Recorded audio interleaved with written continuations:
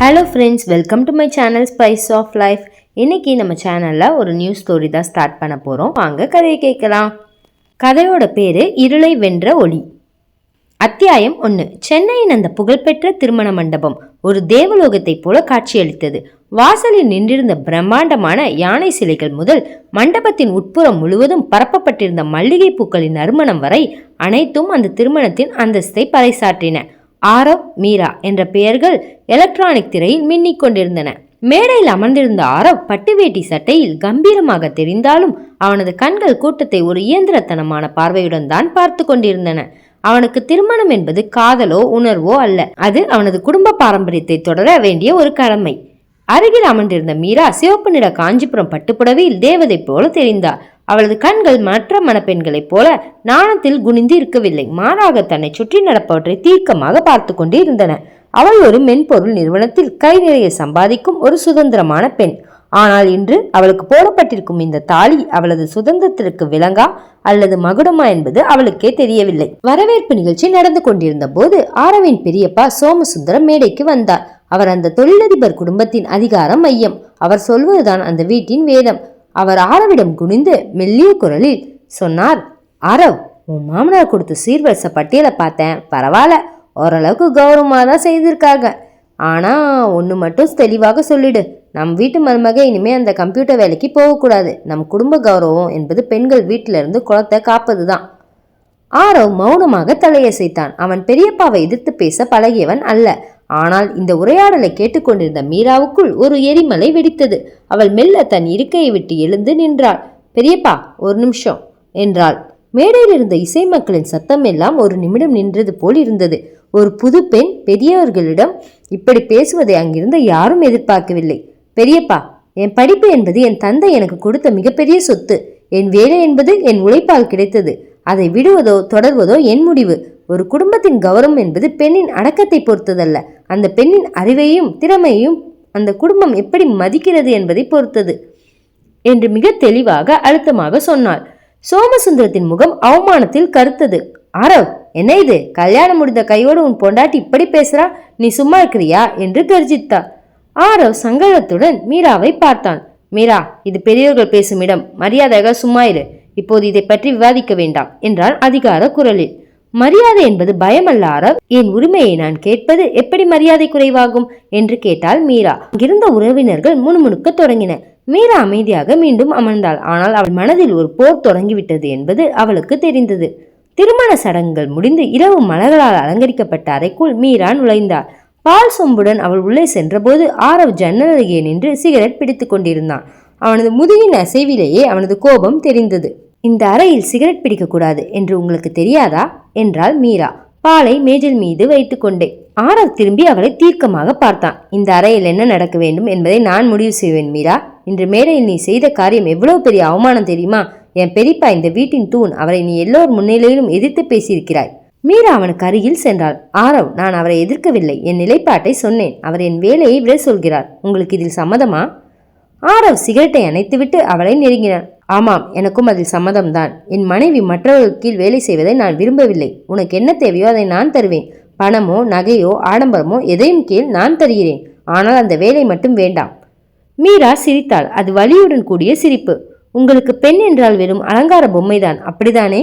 அவளுக்கு திறமை இருக்கலாம், கனவுகள் இருக்கலாம் என்பது உங்களுக்கு தெரியாதா?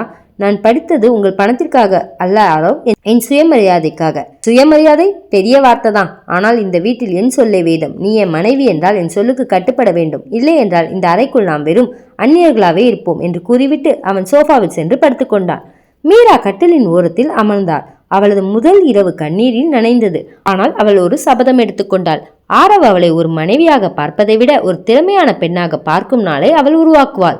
மறுநாள் காலை விடியும் முன்பே மீரா எழுந்து குளித்துவிட்டு அடுக்கலைக்கு சென்றாள். அங்கு அவளது மாமியா விசாலாட்சி காஃபி போட்டு கொண்டிருந்தாள். அத்தை, நான் செய்கிறேன் என்று மீரா வற்புறுத்தி வேலையை வாங்கி கொண்டாள். விசாலாட்சி அவளை பரிதாபமாக பார்த்தா. மருமகளே, நேற்று நடந்ததை நினைச்சு வருத்தப்படாத.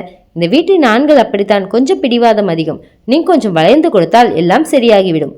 அத்தை, வளைந்து கொடுப்பதற்கும் ஒடிந்து போவதற்கும் வித்தியாசம் இருக்கிறது. நான் ஒடிந்து போக விரும்பவில்லை என்றாள் மீரா புன்னகையுடன். அப்போது ஹாலில் பெரும் சத்தம் கேட்டது. ஆரவ் பதட்டத்துடன் யாரிடமோ போனில் பேசிக் கொண்டிருந்தான். அவனது முகம் வெளுத்து போயிருந்தது. எனது ஷேர் மார்க்கெட்ல அவ்வளவு நஷ்டமா? எப்படி இது சாத்தியம்? நம்ம அக்கௌண்ட்ல இருந்த பணம் எங்க போச்சு என்று கத்தினான். மீரா ஓடி சென்றாள். ஆரவ், என்னாச்சு? ஆரவ் அவளை தள்ளிவிட்டான். உனக்கு இதெல்லாம் சொன்னா புரியாது. என் பிசினஸில் யாரோ விளையாடுகிறார்கள். பெரிய நஷ்டம். கம்பெனியின் மானமே போக போகிறது. மீரா அமைதியாக அவன் லேப்டாப்பை திறந்தாள். நான் பார்க்கிறேன் ஆரவ். விடு மீரா, உனக்கு கம்ப்யூட்டர்ல கோடு எழுத தெரியலாம், பிசினஸ் கணக்கு தெரியாது என்று கத்தினான் ஆரவ். ஆனால் மீரா அதை கேட்கவில்லை. அவளது விரல்கள் லேப்டாப்பில் மின்னல் வேகத்தில் ஓடின.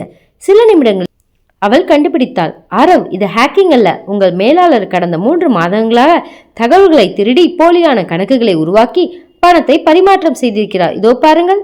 ஆரவ் குனிந்து பார்த்தான். மீரா சுட்டிக்காட்டிய தரவுகள் உண்மையை உறக்க சொன்னன. அவன் இத்தனை காலம் நம்பிய மேலாளர் அவனை ஏமாற்றியிருக்கிறார். இதை எப்படி இவ்வளவு சீக்கிரம் கண்டுபிடித்தாய் என்று ஆச்சரியத்துடன் கேட்டான் ஆரவ். இதுதான் என் வேலை ஆரவ், டேட்டா அனலிட்டிக்ஸ். நீங்கள் வேண்டாம் என்று சொன்ன அதே வேலைதான் இன்று உங்கள் கம்பெனியை காப்பாற்றப் போகிறது என்றாள் மீரா அவனை நேருக்கு நேர் பார்த்து. ஆரவ் மௌனமானான். அவனது ஆணவம் ஒரு நிமிடம் ஆட்டம் கண்டது. ஆனால் அவன் இன்னும் அவளை முழுமையாக ஏற்கவில்லை. இருப்பினும் அன்று அவனது பார்வையில் ஒரு சிறு மாற்றம் தெரிந்தது. மீரா லேப்டாப்பை மூடிவிட்டு, இப்போது சொல்லுங்கள் ஆரவ், நான் வேலைக்கு போக வேண்டுமா வேண்டாமா என்று கேட்டாள். ஆரவ் பதில் சொல்லாமல் அங்கிருந்து நகர்ந்தான். ஆனால் அவனுக்குள் ஒரு உண்மை உரைத்தது. அவனது மனைவி அவன் நினைத்தது போல ஒரு மென்மையான பெண் அல்ல. அவள் ஒரு புயல். அந்த புயல் அவனை காக்கப் போகிறதா அல்லது அழிக்கப் போகிறதா என்பது இனி வரும் நாட்களில் தெரியும். அத்தியாயம் 2. விடியற்காலையின் அமைதியை ஆரவின் கத்தலும் மேஜை மீது வைக்கப்பட்டிருந்த கண்ணாடியின் உடைந்த சிதறிய சத்தமும் குலைத்தன. அவன் இத்தனை காலம் நம்பியிருந்த அவனது பிசினஸ் மேலாளர் சுந்தரம் பல கோடி ரூபாய் மோசடி செய்திருக்கிறார் என்பது மீரா கண்டுபிடித்த தரவுகள் மூலம் உறுதியானது. ஆரவ் தன் தலையை பிடித்து கொண்டு அமர்ந்தான். என்னால் நம்ப முடியவில்லை மீரா. சுந்தரம் என் தந்தையின் காலத்திலிருந்து எங்களுடன் இருப்பவர். அவர் எப்படி என்னை ஏமாற்றலாம்? என் கம்பெனி மானம் இப்போ சந்தையில் ஏலம் போக போகிறது. மீரா அமைதியாக ஒரு கிளாஸ் தண்ணீரை கொண்டு வந்து அவனிடம் நீட்டினான். ஆரவ், பதட்டப்படுவதால் தீர்வு கிடைக்காது. அவர் ஏமாற்றியது ஒரு பக்கம் இருக்கட்டும். இப்போது அந்த பணத்தை எப்படி மீட்பது என்பதுதான் முக்கியம். உங்கள் கம்பெனி அக்கவுண்டில் இருக்கும் டிஜிட்டல் லாக்கை அவர் மாற்றியிருக்கிறார். அதை நான் சரி செய்ய முடியும். ஆரவ் அவளை ஏறிட்டு பார்த்தான். அவனது கண்களில் ஒரு விதமான அவநம்பிக்கையும் அதே சமயம் ஒரு சிறு எதிர்பார்ப்பும் கலந்திருந்தது. உன்னால் முடியுமா? இது வெறும் கோடிங் இல்ல மீரா, இது கார்ப்பரேட் செக்யூரிட்டி லெவல். ஆரவ், நான் வேலை செய்வது உலகின் முன்னணி சைபர் செக்யூரிட்டி நிறுவனத்தில்.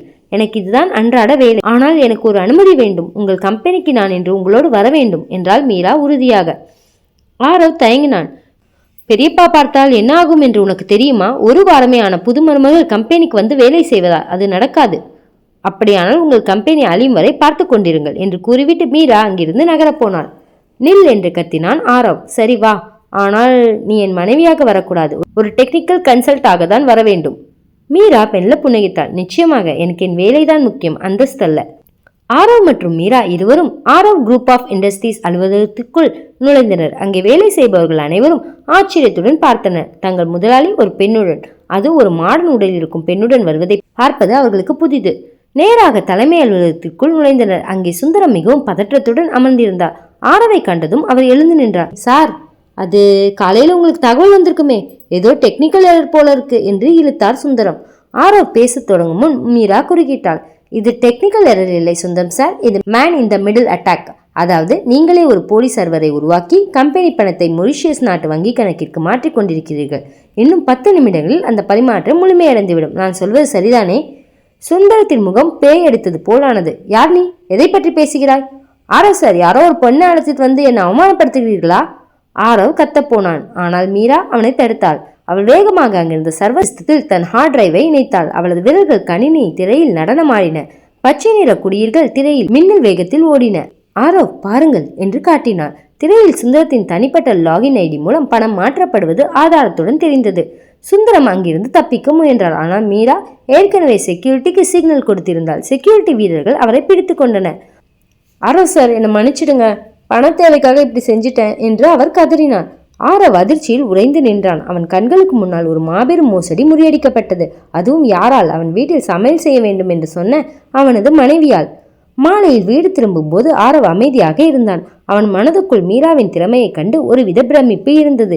ஆனால் அவனது ஆணவம் அதை வெளியே சொல்ல விடவில்லை. வீட்டிற்குள் நுழைந்ததும் ஹாலில் பெரியப்பா, சோமசுந்தரமும் மற்ற உணவர்களும் கூடியிருந்தனர். அவர்கள் முகம் மிகவும் கோபமாக இருந்தது. ஆரவ், நீ என்ன செய்து கொண்டிருக்கிறாய்? புது மருமகளை கம்பெனிக்கு கூட்டி செல்வதா? நம் குடும்ப வழக்கப்படி பெண்கள் அங்கு கால் வைக்க கூடாது என்பது உனக்கு தெரியாதா என்று கத்தினார் சோமசுந்தரம். ஆரவ் பதில் சொல்ல முடியாமல் தவித்தான். பெரியப்பா, அது ஒரு எமர்ஜென்சி. மீரா முன்வந்தாள். பெரியப்பா, கம்பெனிக்கு ஆபத்து வந்தபோது உங்க வழக்கங்கள் அதை காப்பாற்ற வரவில்லை, நான் தான் காப்பாற்றினேன். சுந்தரம் செய்த மோசடியை நான் தான் கண்டுபிடித்தேன். உங்கள் கம்பெனி பணம் இப்போது பாதுகாப்பாக இருக்கிறது. சோமசுந்தரம் ஏளனமாக சிரித்தார். பார்த்தா யாரோ, இவ இப்போதே நம்ம கம்பெனி ரகசியங்களை தலையிட ஆரம்பிச்சிட்டா. இவ திறமசாலியா இருக்கலாம், ஆனா இவ நம்ம குடும்பத்தை கட்டுப்படுத்த நினைக்கிறா. இவளை இப்ப அடக்கலன்னா இந்த வீடு அவ கைக்கு போயிடும். விசாலாட்சி ஆரவின் அம்மா கலக்கத்துடன் பார்த்தார். மீரா, நீ செய்தது உதவிதான், ஆனா பெரியவர்களும் இப்படியா பேசுவது? அத்தை, உண்மையை சொல்வது திமிர் என்றால் நான் திமிர் பிடித்தவளாகவே இருக்கிறேன். ஆனால் என் கணவரின் உழைப்பை யாரோ ஒருவன் திருடுவதை பார்த்து கொண்டு என்னால் சும்மா இருக்க முடியாது என்றாள் மீரா. ஆரவ் இப்போது வாய் திறந்தான். மீரா, போதும், நீ செய்த உதவிக்கு நன்றி. ஆனால் என் குடும்பத்தினர் முன்னால் நீ இப்படி வாதிடுவதை என்னால் பொறுத்து கொள்ள முடியாது. இப்போதே மன்னிப்பு கேள். மீரா திகைத்து போனாள். என்னது, மன்னிப்பா? எதற்காக? உண்மையை சொன்னதற்காகவா? ஆமாம், பெரியப்பாவிடம் மன்னிப்பு கேள் என்றான் ஆரவ் பிடிவாதமாக. அவனது ஈகோ அவனது நன்றியை விட பெரியதாக இருந்தது. மீரா கண்களில் நீர் முட்டியது. அவள் ஆரவை தீர்க்கமாக பார்த்தாள். மன்னிக்கவும் ஆரவ், நான் தவறு செய்திருந்தால் மன்னிப்பு கேட்டிருப்பேன். ஆனால் நீங்களே உங்கள் கௌரவத்தை காப்பாற்றியவளை கீழே தள்ள பார்க்கிறீர்கள். எனக்கு இந்த வீடு வேண்டாம், இந்த மரியாதையற்ற வாழ்க்கையும் வேண்டாம் என்று கூறிவிட்டு தன் அறைக்குள் சென்று கதவை சாத்தினாள். அன்றிரவு மீரா யாரிடமும் பேசவில்லை. அவள் தன் லேப்டாப்பை எடுத்துக்கொண்டு பெட்ரூமின் பால்கனியில் அமர்ந்தாள். நிலவொளியில் அவளது முகம் வாடியிருந்தது. ஆரவ் மெதுவாக அறைக்குள் வந்தான். அவனுக்கு தான் செய்தது தவறு என்ற உள்ளுணர்வு சொல்லியது. ஆனால் அதை எப்படி சொல்வது என்று தெரியவில்லை. அவன் அவளுக்கு அருகில் வந்து நின்றான். மீரா, நான் அப்படி சொல்லியிருக்க கூடாதுதான், ஆனா என் பெரியப்பாவுக்கு நான் கட்டுப்பட்டவன். அவருக்கு மரியாதை கொடுப்பது என் கடமை. மீரா அவனை திரும்பி கூட பார்க்கவில்லை. கடமை என்பது காதலை விட பெரியதா ஆரவ்? உங்கள் பெரியப்பா என் திறமையை அவமானப்படுத்துகிறார், நீங்கள் அதை வேடிக்கை பார்க்கிறீர்கள். இதுதான் நாம் வாழப்போகும் வாழ்க்கையா? நான் உன்னை நேசிக்கிறேன் மீரா. ஆனால் என்று கேட்டாள் மீரா. ஆனால் நான் ஒரு அடிமையாக இருக்க வேண்டும் என்று எதிர்பார்க்கிறீர்கள். பாருங்கள் ஆரவ், நீங்கள் இழந்த அந்த பணத்தை நான் மீட்டு தந்து விட்டேன். ஆனால் நீங்கள் இழந்த என் நம்பிக்கையை எப்படி மீட்பீர்கள்? ஆரவுக்கு பதில் சொல்ல தெரியவில்லை. அவன் அங்கிருந்து நகரப்போனான். அப்போது மீரா சொன்னால், நாளைக்கு உங்கள் கம்பெனியில் ஒரு முக்கியமான போர்டு மீட்டிங் இருக்கிறது. அங்கே சுந்தரம் செய்த விஷயங்களை நீங்கள் விளக்க வேண்டும். நான் ஆதாரங்களை உங்கள் மெயிலுக்கு அனுப்பிவிட்டேன். தயவு செய்து எதையாவது உருப்படியாக செய்யுங்கள். ஆரவ் அந்த பேச்சில் இருந்த அதிகாரத்தையும் அதே சமயம் அக்கறையையும் கவனித்தான். அவன் மனதுக்குள் ஒரு மெல்லிய காதல் அரும்பு விட தொடங்கியது. ஆனால் அந்த அரும்பை சுற்றி குடும்பம் எனும் முட்கள் இருந்தன. மறுநாள் காலை வீட்டில் ஒரு பெரிய விசேஷத்திற்கு ஏற்பாடு செய்யப்பட்டிருந்தது. மீராவின் பிறந்த வீட்டு உறவினர்கள் வரவிருந்தனர். சோமசுந்தரம் ஒரு திட்டம் போட்டார். மீராவை பழிவாங்க அவளது பெற்றோர்கள் முன்னிலையிலே அவளை அவமானப்படுத்த வேண்டும் என்று முடிவு செய்தார். விசாலாட்சி மீராவிடம் வந்தார். மருமகளே, இன்று உன் அப்பா அம்மா வருகிறார்கள். தயவு செய்து எந்த பிரச்சனையும் செய்யாதே. ஆரவிடம் அன்பாக இரு.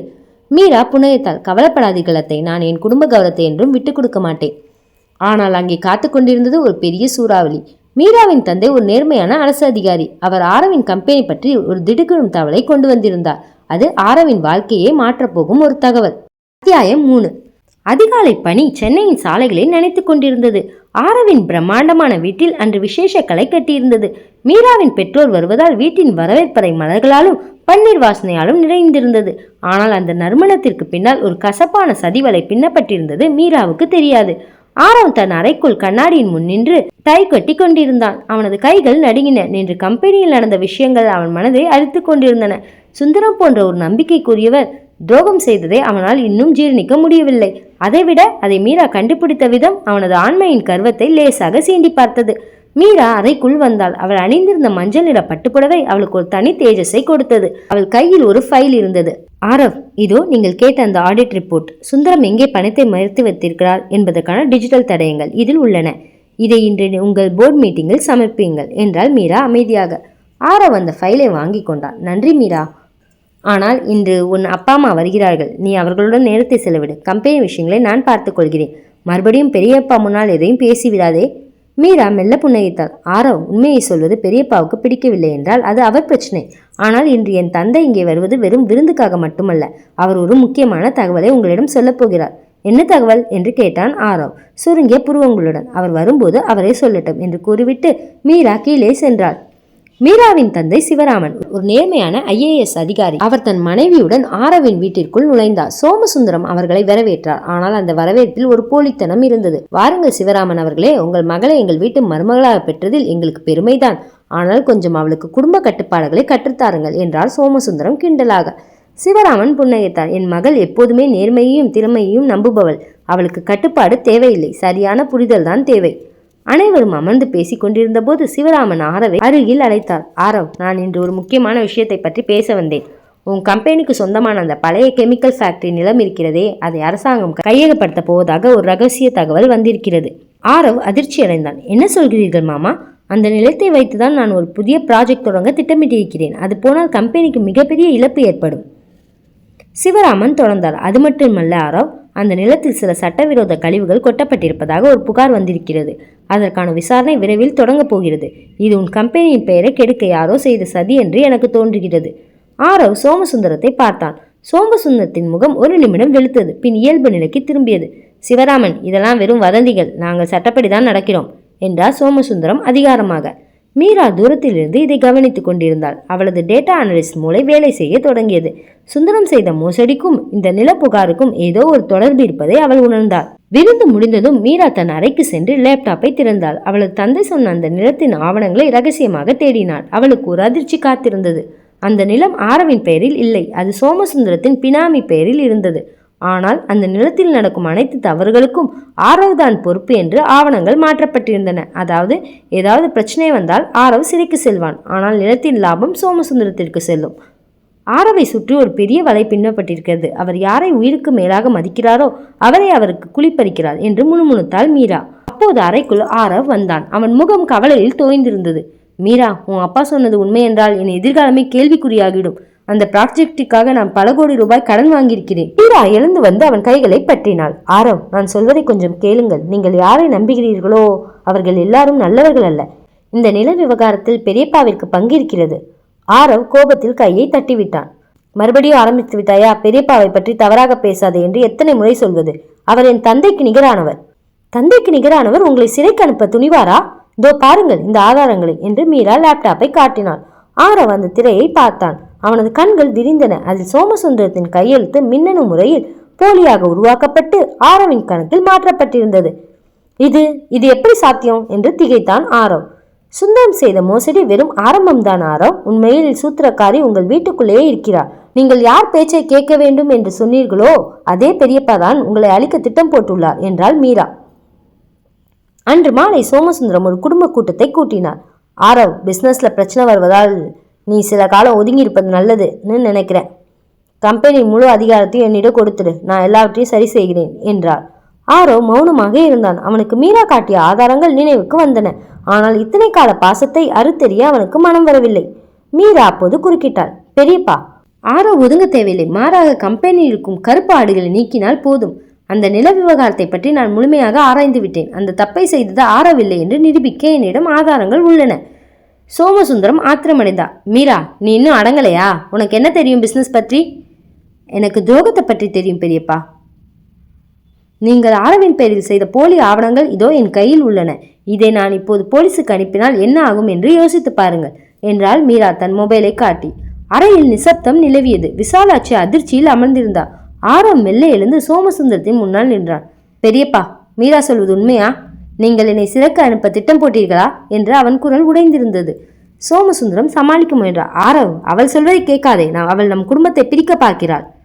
இல்லை பெரியப்பா, ஆதாரங்கள் பொய் சொல்லாது. இத்தனை காலம் உங்களை தெய்வமாக மதித்தேன். ஆனால் என் மனைவிதான் என் கண்ணை திறந்திருக்கிறாள் என்றான் ஆரவ் உறுதியாக. அனைவரும் கலைந்து சென்றனர். சோமசுந்தரம் அவமானத்தில் தன் அறைக்குள் முடங்கினான். ஆரவும் மீராவும் மட்டும் பால்கனியில் நின்றனர். ஆரவ் மீராவை நீண்ட நேரம் பார்த்து கொண்டிருந்தான். அவனது கண்களில் இப்போது ஈகோ இல்லை, மாறாக ஒரு பெரும் நன்றி கடன் இருந்தது. என்னை மன்னித்து விடு மீரா. நீ என் வாழ்க்கைக்கு வந்த தேவதை என்று எனக்கு தெரியாமல் போய்விட்டது. உன்னை அடக்கி வைக்க நினைத்தேன், ஆனால் நீதான் என்னை காப்பாற்றியிருக்கிறாய் என்றான் நெகிழ்ச்சியுடன். மீரா புன்னகைத்தாள். ஆரவ், நான் உங்களுக்கு உதவி செய்யவில்லை, நம் வாழ்க்கையை காப்பாற்றிக் கொண்டேன். ஒரு கணவனும் மனைவியும் ஒருவருக்கொருவர் துணையாக இருப்பதுதானே அழகு. ஆரவ் மெதுவாக அவளது கைகளை பிடித்து, இனிமேல் நாம் வெறும் கணவன் மனைவி மட்டுமல்ல மீரா, நாம் சிறந்த நண்பர்கள். நீ உன் வேலையை தொடரலாம். உன் சுதந்திரத்தில் நான் தலையிட மாட்டேன். உன் அறிவே எனக்கு பெருமை என்றான். அன்றிரவு அந்த பெரிய வீட்டில் ஒரு புதிய வெளிச்சம் பரவியது. ஒரு அடங்காத பெண்ணாக பார்க்கப்பட்ட மீரா என்ற அந்த குடும்பத்தின் இரட்சகியாக உயர்ந்தாள். ஆனால் இது முடிவல்ல. சோமசுந்தரம் சும்மா இருக்க போவதில்லை. அவர் ஒரு புதிய சூழ்ச்சியை தொடங்கப் போகிறார். அத்தியாயம் 4. நேற்றிரவு நடந்த சம்பவங்கள் அந்த பெரிய வீட்டின் அமைதியை குலைத்திருந்தன. சோமசுந்தரத்தின் சதி அம்பலமான பிறகு வீட்டின் ஒவ்வொரு சுவரும் ஒருவித மௌனத்தை சுமந்திருந்தன. ஆரவ் தன் அறையில் அமர்ந்து ஜன்னல் வழியை வெறித்து பார்த்து கொண்டிருந்தான். அவனது தந்தை இறந்த பிறகு அவன் தன் பெரியப்பாவை தான் ஒரு தெய்வமாக மதித்தான். ஆனால் அந்த தெய்வம் இன்று கல்லாக கூட இல்லை, ஒரு கரியாக மாறிவிட்டது. மீரா மெதுவாக அறைக்குள் வந்தாள். அவள் கையில் ஒரு தட்டில் சூடான இட்லியும் சாம்பாரும் இருந்தன. ஆரவ், காலை உணவு சாப்பிடுங்கள். நீங்கள் சாப்பிடவில்லை என்றால் உங்கள் உடல் நலம் பாதிக்கப்படும் என்றால் மென்மையான குரலில். ஆரவ் அவளை திரும்பி பார்த்தான். அவனது கண்கள் சிவந்திருந்தன. மீரா, எனக்கு பசி இல்லை. எனக்கு துரோகம்தான் இப்போது தொண்டையில் சிக்கிக் கொண்டிருக்கிறது. நான் யாரை நம்பினேனோ அவர் என்னை சிறைக்கு அனுப்ப துணிந்தார். என் சொந்த ரத்தமே எனக்கு விஷமாக மாறிவிட்டது. மீரா தட்டை மேஜை மீது வைத்துவிட்டு அவனுக்கு அருகில் அமர்ந்தாள். அவனது கைகளை பற்றினாள். ஆரவ், ரத்தம் என்பது உறவை தீர்மானிக்கலாம், ஆனால் குணத்தை தீர்மானிக்காது. நீங்கள் இழந்தது ஒரு பொய்யான பிம்பத்தை தான், ஆனால் நீங்கள் பெற்றது ஒரு உண்மையான துணையை. நான் உங்கள் நிழலாக மட்டும் இருக்க மாட்டேன், உங்கள் பலமாக இருப்பேன். ஆரவ் அவளது தோளில் தலை சாய்த்தான். ஒரு வலிமையான மனிதன் ஒரு பெண்ணின் மடியில் குழந்தையாக மாறும் தருணம் அது. என்னை மன்னித்துவிடும் மீரா, உன்னை தவறாக புரிந்து கொண்டேன். உன்னை அடக்கி வைக்க நினைத்த என் அறியாமையை நினைத்தால் எனக்கே கேவலமாக இருக்கிறது. அதை பற்றி பேச வேண்டாம் ஆரவ். இப்போது நாம் செய்ய வேண்டியது ஒன்றுதான்.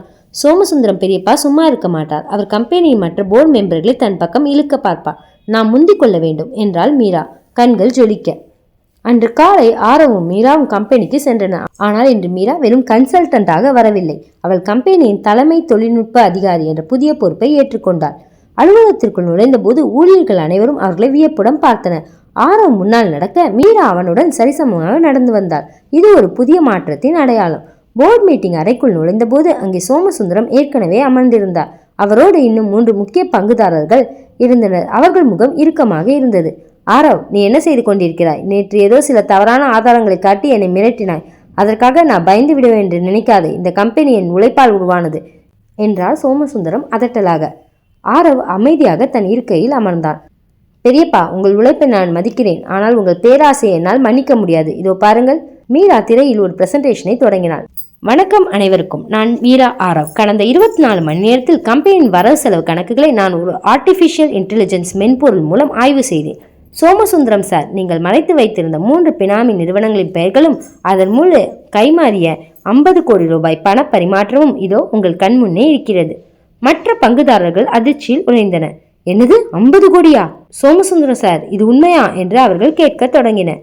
சோமசுந்தரம் ஆத்திரத்தில் மேஜையை தட்டினார். நிறுத்துங்கள், இவள் ஒரு பெண், இவளுக்கு என்ன தெரியும்? இதெல்லாம் பொய்யான ஆதாரங்கள். மீரா சிரித்தாள். பொய்யான ஆதாரங்கள் என்றால் ஏன் உங்கள் கைகள் நடுங்குகின்றன? இந்த தகவல்கள் இப்போது SCBI மற்றும் வருமான வரித்துறைக்கு அனுப்ப தயாராக உள்ளன.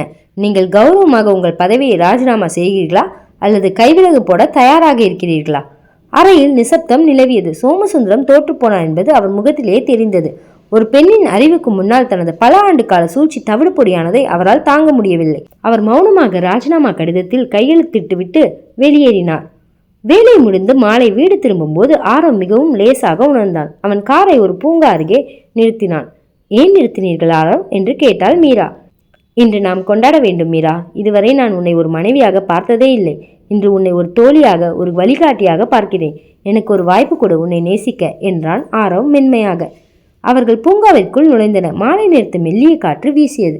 ஆரவ் ஒரு மல்லிகை பூச்சரத்தை வாங்கி மீராவின் தலையில் வைத்தான். மீரா நாணத்துடன் சிரித்தாள். நீங்கள் என் அறிவை மதிக்கும் போது என் அழகை ரசிப்பது இன்னும் இனிமையாக இருக்கிறது ஆரவ். அவர்கள் இருவரும் ஒரு பெஞ்சில் அமர்ந்து நெடுநேரம் பேசிக்கொண்டிருந்தனர். அவர்கள் கடந்த கால கசப்புகள் மறைந்து ஒரு புதிய எதிர்காலத்திற்கான அஸ்திவாரம் அங்கே போடப்பட்டது. ஆரவ் மீராவின் கைகளை பிடித்து, நீ இல்லை என்றால் என் வாழ்க்கை ஒரு இருண்ட குகையாக இருந்திருக்கும் மீரா. உன்னுடைய இந்த துணிச்சல் தான் எனக்கு மிகப்பெரிய பலம் என்றான். வீட்டிற்கு திரும்பிய போது வாசலில் ஒரு கருப்பு நிற கார் நின்று கொண்டு இருந்தது. அதிலிருந்து இறங்கியது ஒரு பெண். அவள் பெயர் மாயா, ஆரவின் பழைய தோழி மற்றும் பிசினஸ் பார்ட்னர். மாயாவுக்கு சோமசுந்தரத்திற்கும் ஒரு ரகசிய தொடர்பு இருந்தது. மாயா உள்ளே வந்தாள். ஹலோ ஆரவ், கம்பெனியில் பெரிய மாற்றங்கள் நடப்பதாக கேள்விப்பட்டேன். இதுதான் உன் புது மனைவியா என்று மீராவை கேலி பார்வையுடன் பார்த்தாள். மீரா அவளை தீர்க்கமாக பார்த்தாள். மாயாவின் கண்களில் ஒருவித வஞ்சகம் தெரிந்தது. ஆமாம், நான் தான் மீரா. நீங்கள்? நான் மாயா. ஆரவின் பிசினஸில் பாதி பங்கு என்னிடம் இருக்கிறது. சோமசுந்தரம் சார் கைவிட்டதால் இனிமேல் கம்பெனி முடிவுகளை நானும் ஆரவும் சேர்ந்துதான் எடுப்போம் என்றாள் மாயா தந்திரமாக. ஆரவ் சங்கடத்துடன் மீராவை பார்த்தான். மாயாவிடம் உள்ள பங்குகளை மீட்காமல் அவளை வெளியேற்ற முடியாது என்பது அவனுக்கு தெரியும். சோமசுந்தரம் வெளியேற்றப்பட்டாலும் அவர் மாயாவை ஒரு ஆயுதமாக பயன்படுத்தி மீண்டும் உள்ளே வர துடிக்கிறார் என்பதை மீரா புரிந்து கொண்டாள். அன்றிரவு மீரா மீண்டும் தன் லேப்டாப் முன்னால் அமர்ந்தாள். மாயாவின் பின்னணியை ஆராய தொடங்கினாள். ஆரவ் உள்ளே வந்து, மீரா, மாயா கொஞ்சம் கடினமானவள். அவளிடம் அதிகப்படியான பங்குகள் உள்ளன. அவளை சாதாரணமாக நினைக்காதே என்றான் கவலையுடன். மீரா அவனது கையை பிடித்து சொன்னாள். ஆரவ், மலை எவ்வளவு பெரியதாக இருந்தாலும் அதை தகர்க்க ஒரு சிறிய உளி போதும். மாயா யார் என்பது எனக்கு தெரியாது, ஆனால் உங்கள் மனைவி யார் என்பது உங்களுக்கு தெரியும் அல்லவா? கவலைப்படாதீர்கள், இந்த ஆட்டத்திலும் நாமே வெல்வோம். அத்தியாயம் 5. இரவு நேரத்து அமைதியில் அந்த பெரிய பங்களா ஒரு மௌன சாட்சியாக நின்றது. மாயாவின் வருகை அந்த வீட்டில் ஒரு புதிய அதிர்வை ஏற்படுத்தியிருந்தது. மாயாவின் பழைய பிசினஸ் பார்ட்னர் என்பதை தாண்டி அவளது பார்வையில் ஒருவித உரிமை கலந்த வஞ்சகம் இருப்பதை மீரா கவனித்தாள். ஆரவ் தன் அறைக்குள் அங்குமிங்கும் நடந்து கொண்டிருந்தான். அவனது முகம் கவலையில் தோய்ந்திருந்தது. மீரா, மாயாவை நீ சாதாரணமாக நினைக்காதே. என் தந்தை கம்பெனியை தொடங்கிய காலத்தில் அவளுடைய தந்தை தான் மிகப்பெரிய முதலீடு செய்தார். அதனால் கம்பெனியின் 30% பங்குகள் அவளிடம் உள்ளன. அவளை நம்மால் அவ்வளவு எளிதாக புறக்கணிக்க முடியாது என்றான் ஆரவ். மீரா கட்டிலில் அமர்ந்து தன் லேப்டாப்பை மூடிவிட்டு எழுந்தாள். ஆரவ், நான் அவளுடைய பங்குகளை பற்றி கவலைப்படவில்லை. அவள் வந்திருக்கும் நேரத்தை பற்றி தான் யோசிக்கிறேன். பெரியப்பா வெளியேறிய அதே நாளில் அவள் உள்ளே நுழைகிறாள் என்றால் இது தற்செயலானது அல்ல. பெரியப்பாவின் கடைசி ஆயுதம் மாயாதான் என்றாள் மீரா தீர்க்கமாக. ஆரவ் அவளுக்கு அருகில் வந்து அமர்ந்தான். மாயாவுக்கும் எனக்கும் இடையே ஒரு காலத்தில் திருமணம் நடப்பதாக இருந்தது. பெரியப்பா தான் அதை தடுத்தார்.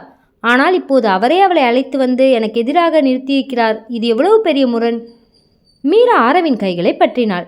கடந்த காலம் முடிந்துவிட்டது ஆரவ். இப்போது நான் உங்கள் மனைவி, உங்கள் கம்பெனியின் CTO.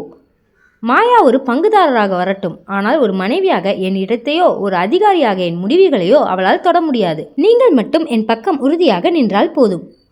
ஆரவ் அவளது கண்களை பார்த்தான். அந்த பார்வையில் இருந்த உறுதி அவனுக்கு ஒரு புது தெம்பை கொடுத்தது. நான் எப்போதும் உன் பக்கம்தான் மீரா, நீதான் என் நிஜம், அவள் வெறும் மாயை என்று கூறி அவளை அணைத்து கொண்டான். மறுநாள் காலை அலுவலகம் ஒரு போர்க்களம் போல காட்சியளித்தது. ஆரவும் மீராவும் உள்ளே நுழைந்தபோது மாயா ஏற்கனவே ஆரவின் கேபினில் அமர்ந்து காஃபி குடித்து கொண்டிருந்தாள். குட் மார்னிங் ஆரவ், உன் கேபின் கொஞ்சம் பழைய பாணியில் இருக்குது. நான் இதையெல்லாம் மாற்ற சொல்லிட்டேன் என்றாள் மாயா அதிகாரமாக. மீரா உள்ளே நுழைந்து, மன்னிக்கவும் மாயா, இந்த கேபின் ஆரவின் விருப்பப்படி அமைக்கப்பட்டது. மாற்றங்கள் தேவைப்பட்டால் கம்பெனியின் நிர்வாக குழுதான் முடிவு செய்ய வேண்டும். ஒரு பங்குதாரர் என்ற முறையில் நீங்கள் உங்கள் கருத்துக்களை சொல்லலாம், ஆனால் உத்தரவு போட முடியாது என்றால் அமைதியாக, ஆனால் அழுத்தமாக. மாயா ஒரு ஏளன சிரிப்பு சிரித்தாள். மீரா, நீ ஒரு டெக்னிக்கல் ஆள், உனக்கு கோடிங் தெரியும், ஆனால் கார்ப்பரேட் அரசியல் தெரியாது. ஆரவ், நாம் இன்று ஒரு புதிய ப்ராஜெக்ட் பற்றி பேச வேண்டும். ஸ்கைலைன் நிறுவனத்துடன் நான் ஒரு ஒப்பந்தம் செய்திருக்கிறேன். அது நடந்தால் நம் பங்குகள் இரட்டிப்பாகும். ஆரவ் அந்த ஃபைலை வாங்கி பார்த்தான். மாயா, இது மிகப்பெரிய முதலீடு. மீராவிடம் ஆலோசிக்காமல் நான் இதில் கையெழுத்திட மாட்டேன். என்னது, ஒரு புது மனைவியிடம் பிஸ்னஸ் கேட்கப் போகிறாயா? ஆரவ், உனக்கு என்ன ஆச்சு? நீ இவ்வளவு பலவீனமானவன் அல்லவே என்று மாயா தூண்டினாள். மீரா அந்த ஃபைலை பறிக்காத குறையாக வாங்கி பார்த்தாள். அவளது கண்கள் வேகமாக அந்த எண்களை ஆராய்ந்தன. இந்த ஒப்பந்தத்தில் ஒரு பெரிய ஓட்டை இருக்கிறது மாயா. ஸ்கைலைன் நிறுவனம் ஏற்கனவே நஷ்டத்தில் ஓடிக்கொண்டிருக்கிறது. அதோடு நாம் இணைந்தால் நம் கம்பெனியின் லாபமும் அந்த நஷ்டத்தை சரி செய்யவே செலவாகும். இது நம்மை திவாலாக்க பெரியப்பா போட்டிருக்கும் திட்டம், அப்படித்தானே? மாயாவின் முகம் ஒரு நிமிடம் சிவந்தது. உனக்கு என்ன தெரியும்? நீ வெறும் டேட்டா பார்க்கிறாய், நான் சந்தையை பார்க்கிறேன். டேட்டா ஒருபோதும் பொய் சொல்லாது மாயா. நீங்கள் கொண்டு வந்திருக்கும் இந்த ஒப்பந்தம் ஒரு பொறி. ஆரவ், இதில் கையெழுத்திடாதீர்கள் என்றாள் மீரா. ஆரவ் குழப்பத்தில் இருந்தான். ஒரு பக்கம் நீண்டகால நட்பு, மறுபக்கம் தன் மனைவியின் அறிவு. அவன் மீராவை பார்த்தான். அவள் கண்களில் இருந்த உண்மை அவனுக்கு புரிந்தது. மன்னிக்கவும் மாயா, மீரா சொல்வதில் நியாயம் இருக்கிறது. இந்த ஒப்பந்தம் பற்றி நான் இன்னும் ஆராய வேண்டும். இப்போது கிளம்பு என்றான் ஆரவ். மாயா ஆத்திரத்துடன் எழுந்தாள். ஆரவ், நீ பெரிய தப்பு செய்கிறாய். இந்த மீரா உன்னை ஒரு பொம்மையாக மாற்றிக்கொண்டிருக்கிறாள். இதற்கான விலையை நீ சீக்கிரம் கொடுப்பாய் என்று கத்திவிட்டு வெளியேறினாள். வீட்டிற்கு திரும்பிய போது வாசலில் சோமசுந்தரம் நின்று கொண்டிருந்தார். அவர் முகத்தில் ஒரு விகாரமான புன்னகை இருந்தது. என்ன ஆரவ், மாயாவை சந்தித்தாயா? அவள்தான் உன் கம்பெனியின் எதிர்காலம். இந்த மீராவை நம்பி நீ நடுத்தெருவுக்கு வரப்போகிறாய் என்றார் சோமசுந்தரம். மீரா முன்னே வந்தாள். பெரியப்பா, நீங்கள் எத்தனை மாயாவை கொண்டு வந்தாலும் என்னை தோற்கடிக்க முடியாது. ஏனென்றால் நான் நேர்மையின் பக்கம் நிற்கிறேன். உங்கள் சூழ்ச்சிகள் ஒவ்வொன்றாக உடையப் போகின்றன. அப்படியா மருமகளே, பார்க்கலாம். இன்னும் ஒரு வாரத்தில் உங்கள் கம்பெனியில் ஷேர் ஹோல்டர்ஸ் மீட்டிங் இருக்கிறது. அங்கே ஆரவுக்கு எதிராக நம்பிக்கை இல்லாத தீர்மானம் கொண்டு வரப்போகிறோம். மாயாவும் நானும் சேர்ந்து ஆரவை பதவியிலிருந்து தூக்க போகிறோம். அப்போது நீ எங்கே போவா என்று பார்க்கிறேன் என்று கூறிவிட்டு சிரித்து கொண்டே சென்றார். ஆரவ் அப்படியே சோஃபாவில் சாய்ந்தான். மீரா, இது நான் எதிர்பார்க்காதது. அவர்கள் இருவரும் சேர்ந்தால் 45% பங்குகள் வந்துவிடும். மற்ற சிறிய பங்குதாரர்களை அவர்கள் விலைக்கு வாங்கிவிட்டால் நான் என் சொந்த கம்பெனியை விட்டே வெளியேற வேண்டியிருக்கும். மீரா அவனது கையை பிடித்து சொன்னாள். அவர்கள் பணத்தை வைத்து பங்குதாரர்களை வாங்க பார்க்கிறார்கள். நாம் அவர்களின் நம்பிக்கையை வைத்து அவர்களை வெல்வோம். ஆரவ், உங்கள் தந்தை ஆரம்பித்த இந்த கம்பெனி பலருடைய வேர்வையில் உருவானது. நாம் தொழிலாளர்களை நம் பக்கம் இழுப்போம். அன்றிரவு மீராவும் ஆரவும் மொட்டை மாடியில் அமர்ந்திருந்தனர். நிலவொளி அவர்கள் மேல் படர்ந்திருந்தது. அத்தனை போராட்டங்களுக்கு நடுவே அந்த தருணம் அவர்களுக்கு ஒரு மருந்தாக அமைந்தது. மீரா, சில நேரங்களில் நான் பயப்படுகிறேன். உன்னை இந்த போருக்குள் இழுத்து விட்டேனோ என்று தோன்றுகிறது. நீ அமைதியாக ஒரு ஐடி கம்பெனியில் வேலை செய்திருக்கலாம். இப்போது எனக்காக இத்தனை எதிரிகளை சம்பாதித்து வைத்திருக்கிறாய் என்றான் ஆரவ் வருத்தத்துடன். மீரா அவனது மடியில் தலை சாய்த்து கொண்டாள். ஆரவ், ஒரு பெண் என்பவள் வெறும் அலங்கார பொருள் அல்ல. அவள் ஒரு குடும்பத்தின் அஸ்திவாரம். என் கணவர் கஷ்டப்படும் போது நான் வேடிக்கை பார்க்க மாட்டேன். மேலும் இந்த மோதல்கள் தான் நம்மை இன்னும் நெருக்கமாக்குகின்றன. இன்று நீங்கள் என்னை முழுமையாக நம்புகிறீர்கள் அல்லவா? அதுவே எனக்கு போதும். ஆரவ் அவளது நெற்றியில் முத்தமிட்டான். ஆமாம் மீரா, இதுவரை நான் அதிகாரத்தை காதலித்தேன். இப்போதுதான் ஒரு பெண்ணை காதலிக்கிறேன். உன் அறிவும் துணிச்சலும் என்னை ஒவ்வொரு நாளும் வியக்க வைக்கின்றன. அந்த இரவு அவர்களுக்குள் இருந்த இடைவேளையை முழுமையாக போக்கியது. அவர்கள் வெறும் கணவன் மனைவியாக மட்டுமல்லாமல் ஒரு லட்சியத்திற்காக போராடும் வீரர்களாக மாறினர். அடுத்த நாள் அதிகாலை மீரா ஒரு இரகசிய திட்டத்தை தொடங்கினாள். அவள் கம்பெனியின் பழைய தொழிலாளர்கள் மற்றும் சிறிய பங்குதாரர்களை தனித்தனியாக சந்திக்க முடிவு செய்தாள். அவள் கம்பெனியின் யூனியன் லீடர் தர்மலிங்கம் என்பவரை சந்தித்தாள். அவர் ஆரவின் தந்தை காலத்திலிருந்து அங்கே வேலை செய்பவர். தர்மலிங்கம் ஐயா, கம்பெனியில் என்ன நடக்கிறது என்று உங்களுக்கு தெரியும். சோமசுந்தரம் ஐயா கம்பெனியை விற்க பார்க்கிறார். அது நடந்தால் உங்கள் எல்லோருடைய வேலையும் போய்விடும். ஆரவ் கம்பெனியை காப்பாற்ற போராடுகிறார். நீங்கள் அவருக்கு ஆதரவாக இருக்க வேண்டும் என்றாள் மீரா. தர்மலிங்கம் யோசித்தார். அம்மா, ஆரவ் தம்பி நல்லவர் தான். ஆனால் அவர் அந்த மாயா அம்மாவையும் சோமசுந்தரம் ஐயாவையும் மீறி என்ன செய்வார்? எங்களுக்கு வேலை பாதுகாப்பு முக்கியம். நான் உறுதி தருகிறேன் ஐயா, கம்பெனியின் லாபத்தில் தொழிலாளர்களுக்கு 5% போனஸ் தருவதாக ஆரவ் அறிவிப்பார். மேலும் கம்பெனியின் முடிவுகளில் தொழிலாளர் பிரதிநிதி ஒருவருக்கு இடம் தருவோம். இது என் வாக்குறுதி என்றாள் மீரா உறுதியாக. தர்மலிங்கம் கண்களில் ஒரு நம்பிக்கை பிறந்தது. சரிம்மா, நீங்க இவ்வளவு தூரம் சொல்றீங்க, நாங்க ஆரவ் தம்பி பக்கமே நிற்கிறோம். மீட்டிங் நாள் நெருங்கி கொண்டிருந்தது. ஒரு பக்கம் சோமசுந்தரமும் மாயாவும் பணபலத்துடன் தயாராக இருந்தனர். மறுபக்கம் மீராவும் ஆரவும் மக்கள் பலத்துடன் தயாராகினர். அன்று மாலை மாயா மீராவிற்கு போன் செய்தாள். மீரா, நீ தோக்கப் போகிறாய். இன்னும் 48 மணி நேரத்தில் ஆரவ் தெருவுக்கு வருவான். அப்போது நீ அவனை விட்டு ஓடிவிடுவாய் என்று எனக்கு தெரியும். மீரா சிரித்தாள். மாயா, நீ பணத்தை தான் பார்த்திருக்கிறாய். நான் காதலையும் நம்பிக்கையும் பார்த்திருக்கிறேன். அந்த மீட்டிங்கில் யார் தெருவுக்கு வருவார்கள் என்று உலகம் பார்க்கும். காத்திரு என்று கூறிவிட்டு போனை வைத்தாள். அத்தியாயம் 6. அந்த பெரிய நட்சத்திர ஓட்டலின் கூட்ட அரங்கம் நிசப்தமாக இருந்தது. ஆனால் அந்த நிசப்தத்திற்கு பின்னால் ஒரு பெரும் புயல் ஒளிந்திருந்தது. ஆரவ் குரூப் ஆஃப் இண்டஸ்ட்ரீஸ் நிறுவனத்தின் வருடாந்திர பங்குதாரர்கள் கூட்டம் இன்று நடைபெறுகிறது. இது வெறும் கூட்டமல்ல, ஆரவின் எதிர்காலத்தையும் மீராவின் போராட்டத்தையும் தீர்மானிக்கும் தீர்ப்பு மேடை. வாசலில் கருப்பு நிற கார்கள் வரிசையாக வந்து நின்றன. சோமசுந்தரம் பட்டு வேட்டி சட்டையுடன் வெற்றி களிப்புடன் இறங்கினார். அவருக்கு பின்னால் மாயா ஒரு நவீன மேலை நாட்டு உடையில் கண்களில் வஞ்சக புன்னகையுடன் வந்தாள். அவர்கள் இருவரும் ஏற்கனவே 45% வாக்குகளை தங்கள் வசம் வைத்திருந்தனர். இன்னும் 6% வாக்குகளை பெற்றுவிட்டால் ஆரவை சிம்மாசனத்திலிருந்து தூக்கி எறிந்து விடலாம். சிறிது நேரத்தில் ஆரவும் மீராவும் வந்தனர். ஆரவ் ஒரு நேர்த்தியான நீல நிற சூட் அணிந்திருந்தான். அவனது முகத்தில் ஒரு அமைதி இருந்தது. மீரா ஒரு கண்ணியமான சந்தன நிற காட்டன் புடவையில் கையில் ஒரு லேப்டாப்புடன் வந்தாள். அவளது நடை ஒரு இராணுவ தளபதியைப் போல உறுதியாக இருந்தது. கூட்டம் தொடங்கியது. சோமசுந்தரம் எழுந்து பேசினான். வணக்கம் பங்குதாரர்களே, நம் நிறுவனம் பல ஆண்டுகளாக என் தம்பி காலத்திலேருந்து சிறப்பாக செயல்பட்டு வந்தது. ஆனால் இப்போது ஆரவ் ஒரு பெண்ணின் பேச்சை கேட்டுக்கொண்டு அனுபவம் வாய்ந்த மேலாளர்களையும் நீக்கி தவறான தொழில்நுட்ப முடிவுகளையும் எடுத்து கம்பெனியை நஷ்டத்திற்கு இட்டு செல்கிறான். எனவே ஆரவை சிஓ பதவியிலிருந்து நீக்க வேண்டும் என்று நான் முன்மொழிகிறேன். கூட்டத்தில் சலசலப்பு ஏற்பட்டது. மாயா எழுந்து அதை வழிமொழிந்தாள். ஆமாம், ஆரவ் ஒரு பலவீனமான நபர். அவருக்கு பதிலாக நான் இந்த பொறுப்பை ஏற்க தயார். என்னிடம் 30% பங்குகள் உள்ளன. சோமசுந்தரம் சாரிடம் 15% இருக்கு. மற்றவர்களும் எங்களுக்கு ஆதரவு தருவீர்கள் என்று நம்புகிறேன். அப்போது ஒரு பெரிய முதலீட்டாளர் எழுந்தார். ஆரவ், இதுக்கு உன் பதில் என்ன? மீரா ஒரு திறமையானவள் என்று நீ சொல்கிறாய். ஆனால் அவளால் கம்பெனிக்கு என்ன லாபம்? ஆரவ் மெல்ல எழுந்து மைக் முன்னால் நின்றான். அவன் பேச தொடங்கும் முன் மீராவை பார்த்தான். அவள் கண்கள் தொடங்குங்கள் என்று சிக்னல் கொடுத்தன. நண்பர்களே, என் மீது சுமத்தப்பட்ட குற்றச்சாட்டுகளுக்கு நான் பதில் சொல்ல விரும்பவில்லை. என் செயல்கள் பேசும். கடந்த ஒரு வாரத்தில் மட்டும் மீராவின் தொழில்நுட்ப உதவியால் நம் கம்பெனியில் நடந்த 50 கோடி ரூபாய் மோசடியை தடுத்துள்ளோம். அந்த பணம் இப்போது கம்பெனியின் கணக்கிற்கு திரும்ப வந்துவிட்டது. இதை செய்தவர் என் மனைவி மீரா என்றான் ஆரவ் பெருமையுடன். மீரா எழுந்து திரையில் தரவுகளை காட்டினாள். இங்கே பாருங்கள், சோமசுந்தரம் சார் ஆதரிக்கும் மாயாவின் ஸ்கைலைன் ப்ராஜெக்ட் என்பது ஒரு போலி திட்டம். இதோ அதன் உண்மை முகவரி. இது ஒரு திவாலான கம்பெனி. இதில் முதலீடு செய்திருந்தால் இன்று உங்கள் பங்குகள் மண்ணாகி போயிருக்கும். நான் அதை தடுத்து நிறுத்தினேன். சோமசுந்தரம் பதறினான். இதெல்லாம் போய், நீ ஆவணங்களை மாற்றியிருக்கிறாய். மீட்டிங் ஹாலுக்கு வெளியே பெரும் சத்தம் கேட்டது. செக்யூரிட்டிகள் தடுத்தும் மீறி தர்மலிங்கம் தலைமையில் நூற்றுக்கணக்கான தொழிலாளர்கள் உள்ளே நுழைந்தனர். யார் இவர்களை உள்ளே விட்டது? வெளியே போங்கள் என்று கத்தினாள் மாயா. தர்மலிங்கம் முன்னால் வந்தார். நாங்கள் வெளியே போக மாட்டோம். நாங்கள் தான் இந்த கம்பெனியின் வேர்கள். எங்களிடம் 2% பங்குகள் உள்ளன. தொழிலாளர் நல சங்கத்தின் சார்பாக அந்த வாக்குகளை நாங்கள் ஆரவ் தம்பிக்கு தருகிறோம். ஏனென்றால் மீரா அம்மா எங்களுக்கு வேலை பாதுகாப்பும் லாபத்தில் பங்கும் தருவதாக உறுதி கொடுத்திருக்கிறார்கள். மாயா போன்றவர்கள் வந்தால் எங்களை நடுத்தெருவில் விடுவார்கள் என்று எங்களுக்கு தெரியும். சோமசுந்தரத்தின் முகம் பேயெடுத்தது போல் ஆனது. இப்போது ஆரவ் வசம் 48% வாக்குகள் வந்துவிட்டன. இன்னும் 3% இருந்தால் வெற்றி உறுதி.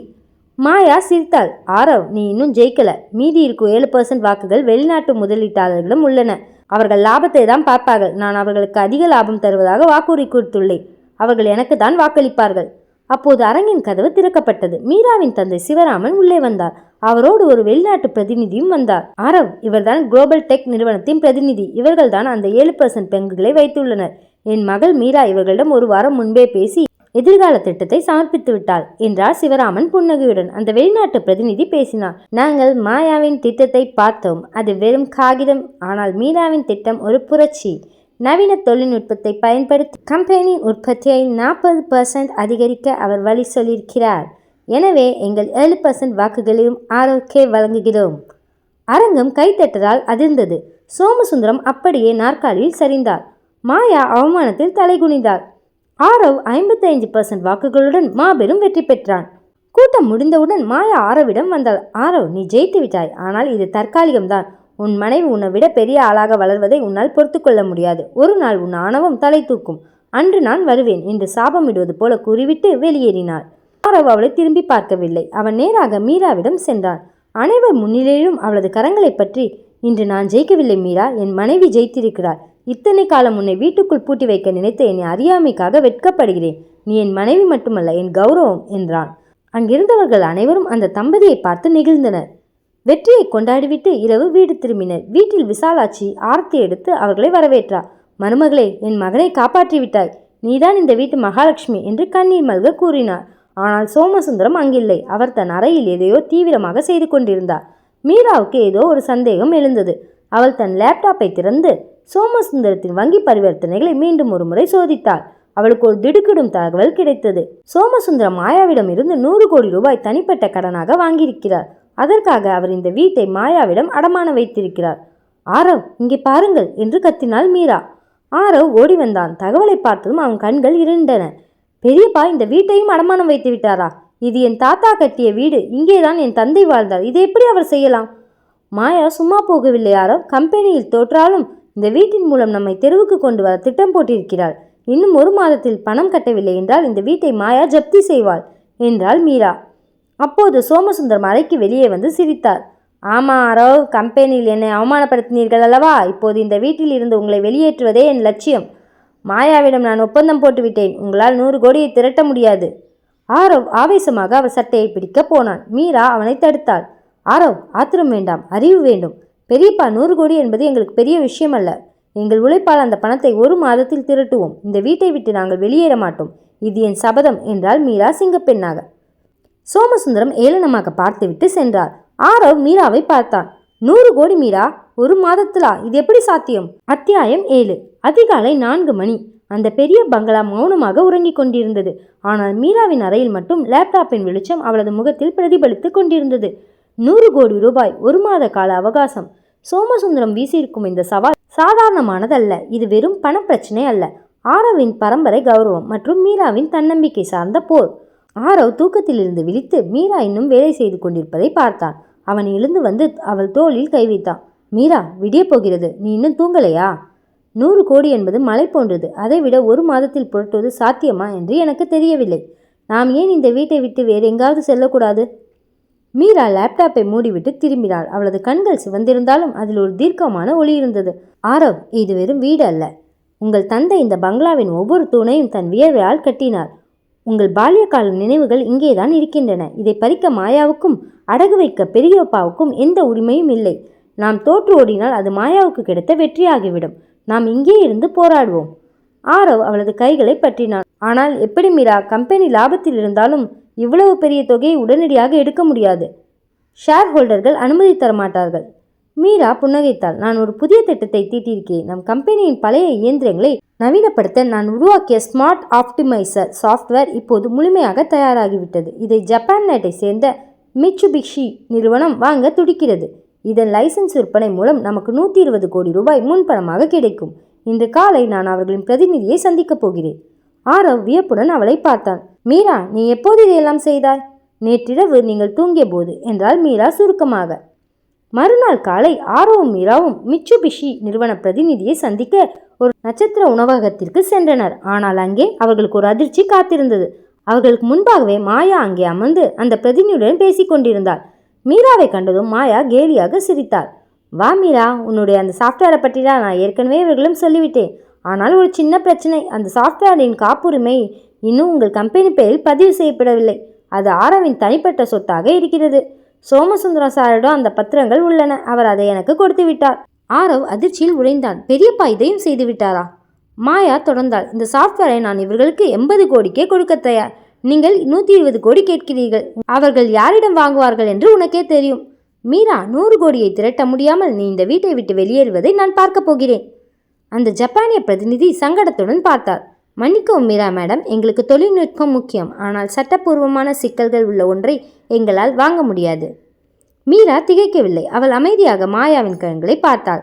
மாயா, நீ ஒரு பெரிய தவறு செய்துவிட்டாய். பெரியப்பா உன்னிடம் கொடுத்தது அந்த சாஃப்ட்வேரின் பழைய வெர்ஷன் ஆவணங்களை தான். நான் நேற்று இரவு உருவாக்கியிருப்பது வெர்ஷன் 2.0. இது பழையதை விட 50% வேகமானது மற்றும் முற்றிலும் புதிய அல்காரத்தில் இயங்குவது. இதற்கு பழைய காப்புரிமை செல்லாது. இதோ பாருங்கள் மிஸ்டர் டகாஷி. மீரா தன் லேப்டாப்பை திறந்து புதிய சாஃப்ட்வேரின் செயல்பாட்டை விளக்கினாள். அதன் வேகத்தையும் துல்லியத்தையும் பார்த்த டகாஷி வியந்து போனான். அற்புதமானது. மாயா காட்டியதை விட இது பல மடங்கு சிறந்தது. எங்களுக்கு இதுதான் வேண்டும். மாயாவின் முகம் அவமானத்தில் கருத்தது. மீரா, நீ என்னை ஏமாற்றுகிறாய். இல்லை மாயா, நீ திருட பார்த்தாய், நான் உழைக்க பார்த்தேன், அவ்வளவுதான் வித்தியாசம் என்றாள் மீரா கெத்தாக.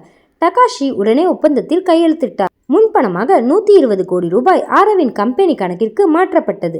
மாலை வீடு திரும்பியதும் ஆரவ் நேராக சோமசுந்தரத்தின் அறைக்கு சென்றான். அவனது கையில் 100 கோடி ரூபாய்க்கான டிமாண்ட் டிராஃப்ட் இருந்தது. பெரியப்பா, இதோ உங்கள் 100 கோடி. மாயாவிடம் கொடுத்த அந்த அடமான பத்திரங்களை இப்போதே திரும்ப பெறுங்கள். இந்த வீட்டின் மீது உங்களுக்கு இனி எந்த உரிமையும் இல்லை என்றான் ஆரவ் ஆவேசமாக. சோமசுந்தரம் நடுங்கும் கைகளுடன் அந்த செக்கை பார்த்தார். எப்படி ஆரவ், ஒரே நாளில் இவ்வளவு பணமா? அந்த மாயா என்னிடம் சொன்னாலே நீ நடுத்தெருவுக்கு வருவாய் என்று. மாயாவுக்கு தெரிந்ததெல்லாம் மற்றவர்களின் உழைப்பை திருடுவதுதான் பெரியப்பா. ஆனால் மீராவுக்கு தெரிந்தது உழைப்பை உருவாக்குவது. இனிமேல் இந்த வீட்டில் உங்களுக்கு இடம் கிடையாது. கௌரவமாக வெளியேறுங்கள் என்றான் ஆரவ். சோமசுந்தரம் எதுவும் பேசாமல் தன் பெட்டிகளை எடுத்துக்கொண்டு வெளியேறினாள். வாசலில் மீரா நின்று கொண்டிருந்தாள். பெரியப்பா, நீங்கள் செய்த துரோகத்திற்காக நான் உங்களை வெறுக்கவில்லை. உங்களை பார்த்து பரிதாபப்படுகிறேன். பணத்திற்காக ஒரு சொந்த இரத்தத்தை அழிக்க துணிந்த உங்களை காலம் மன்னிக்கும் என்று எனக்கு தோன்றவில்லை என்றாள் மீரா. சோமசுந்தரம் தலைகுனிந்து வெளியேறினார். அந்த பெரிய வீட்டில் இருந்து ஒரு நச்சுப்பாம்பு வெளியேறிய உணர்வு அனைவருக்கும் ஏற்பட்டது. அன்றிரவு ஆரவும் மீராவும் அந்த வீட்டின் பால்கனியில் அமர்ந்திருந்தனர். இத்தனை நாட்களாக இருந்த பதற்றம் மறைந்து ஒரு நிம்மதியான காற்று வீசியது. ஆரவ் மீராவை தன் பக்கம் இழுத்து அணைத்து கொண்டான். மீரா, இன்று நான் ஒரு விஷயத்தை உணர்ந்தேன். ஒரு ஆண் எவ்வளவுதான் சம்பாதித்தாலும் ஒரு புத்திசாலியான பெண் துணையாக இல்லை என்றால் அந்த செல்வம் நிலைக்காது. நீ வெறும் என் மனைவி மட்டுமல்ல, என் குலதெய்வம் என்றான் உணர்ச்சி வசப்பட்டு. மீரா சிரித்தாள். போதும் ஆரவ், ரொம்பவும் புகழாதீர்கள். நான் செய்தது என் கடமை. என் கணவரின் கௌரவம் என் உயிர் மூச்சு. உங்கள் கண்கள் கலங்குவதை என்னால் பார்க்க முடியாது. ஆரவ் அவளது கைகளில் முத்தமிட்டான். இந்த வீட்டை மீட்டு தந்துவிட்டாய். இனிமேல் இந்த வீட்டில் சண்டைகள் இருக்கக்கூடாது. சந்தோஷம் மட்டும்தான் இருக்க வேண்டும். நாம் ஒரு புதிய வாழ்க்கையை தொடங்குவோம். மீரா அவன் தோளில் சாய்ந்து கொண்டாள். நிச்சயமாக ஆரவ். ஆனால் மாயா சும்மா இருக்க மாட்டாள். அவள் இப்போது காயம்பட்ட புலியாக இருக்கிறாள். அவளது அடுத்த தாக்குதல் இன்னும் கொடூரமாக இருக்கும். இருக்கட்டும் மீரா, எனக்கு இப்போது பயமில்லை. ஏனென்றால் என் பக்கத்தில் நீ இருக்கிறாய். நீ இருக்கும் வரை எந்த மாயாவாலும் என்னை அசைக்க முடியாது என்றான் ஆரவ் உறுதியாக. அத்தியாயம் 8. சோமசுந்தரம் வீட்டை விட்டு வெளியேறிய பிறகு அந்த பெரிய பங்களாவில் ஒரு விவரிக்க முடியாத அமைதி நிலவியது. அந்த அமைதி நிம்மதியை கொடுத்தாலும் அது ஒரு புயலுக்கு முன்னால் இருக்கும் மௌனம் என்பது மீராவுக்கு தெரியும்.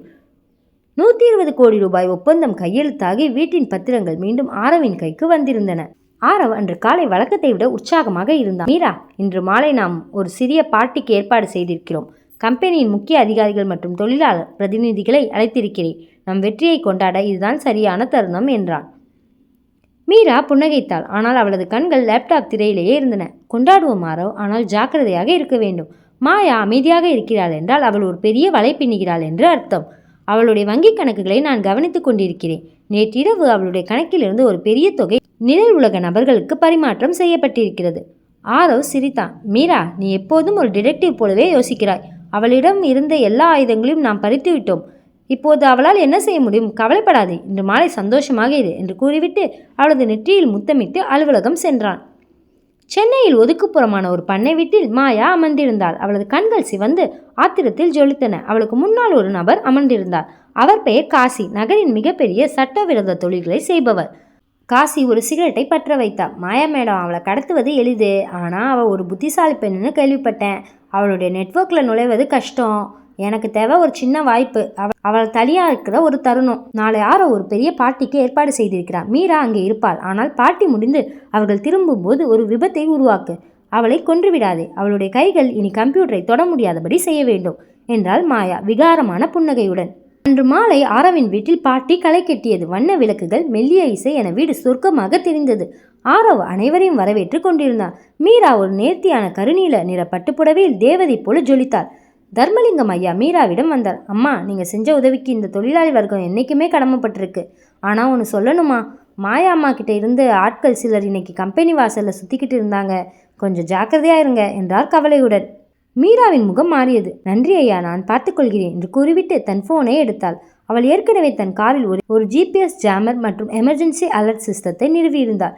பார்ட்டி முடிந்து நள்ளிரவு ஆனது. உறவினர்களும் நண்பர்களும் விடை பெற்றனர். ஆரவும் மீராவும் தங்கள் காரில் கிளம்ப தயாரானார்கள்.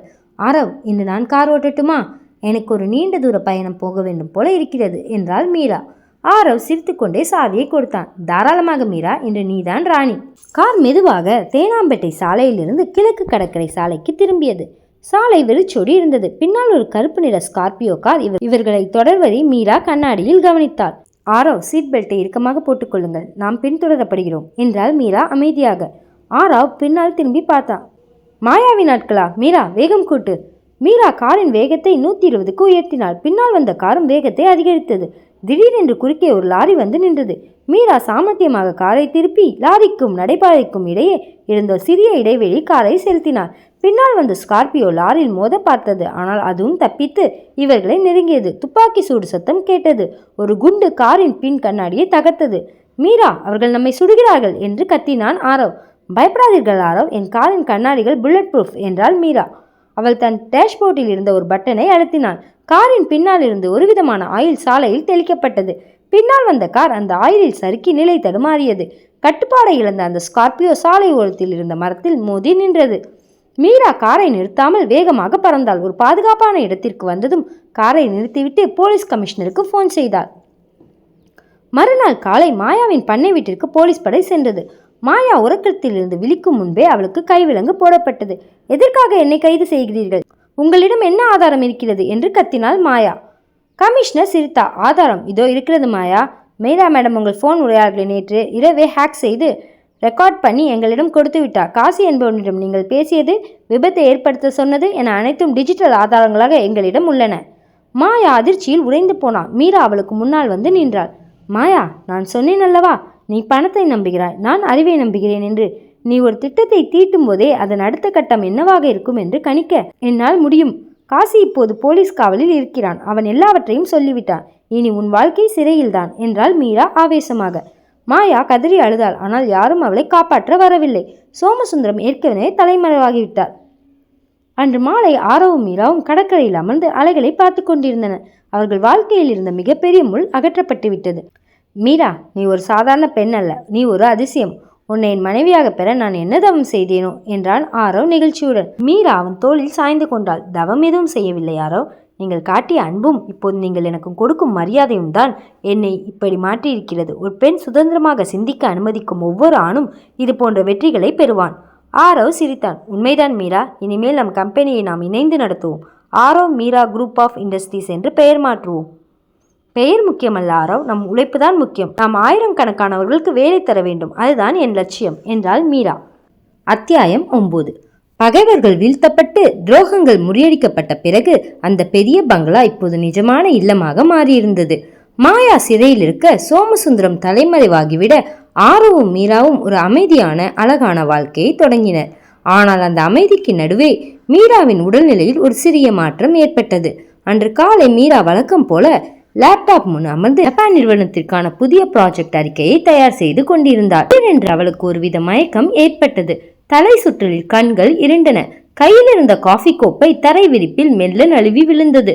மீரா என்று கத்திக்கொண்டே ஓடி வந்தான் ஆரவ். அவன் அவளை தாங்கி பிடித்து சோஃபாவில் அமர வைத்தான். என்னாச்சு மீரா? காலையிலிருந்து நீ சரியாக சாப்பிடவில்லை என்று நினைக்கிறேன்.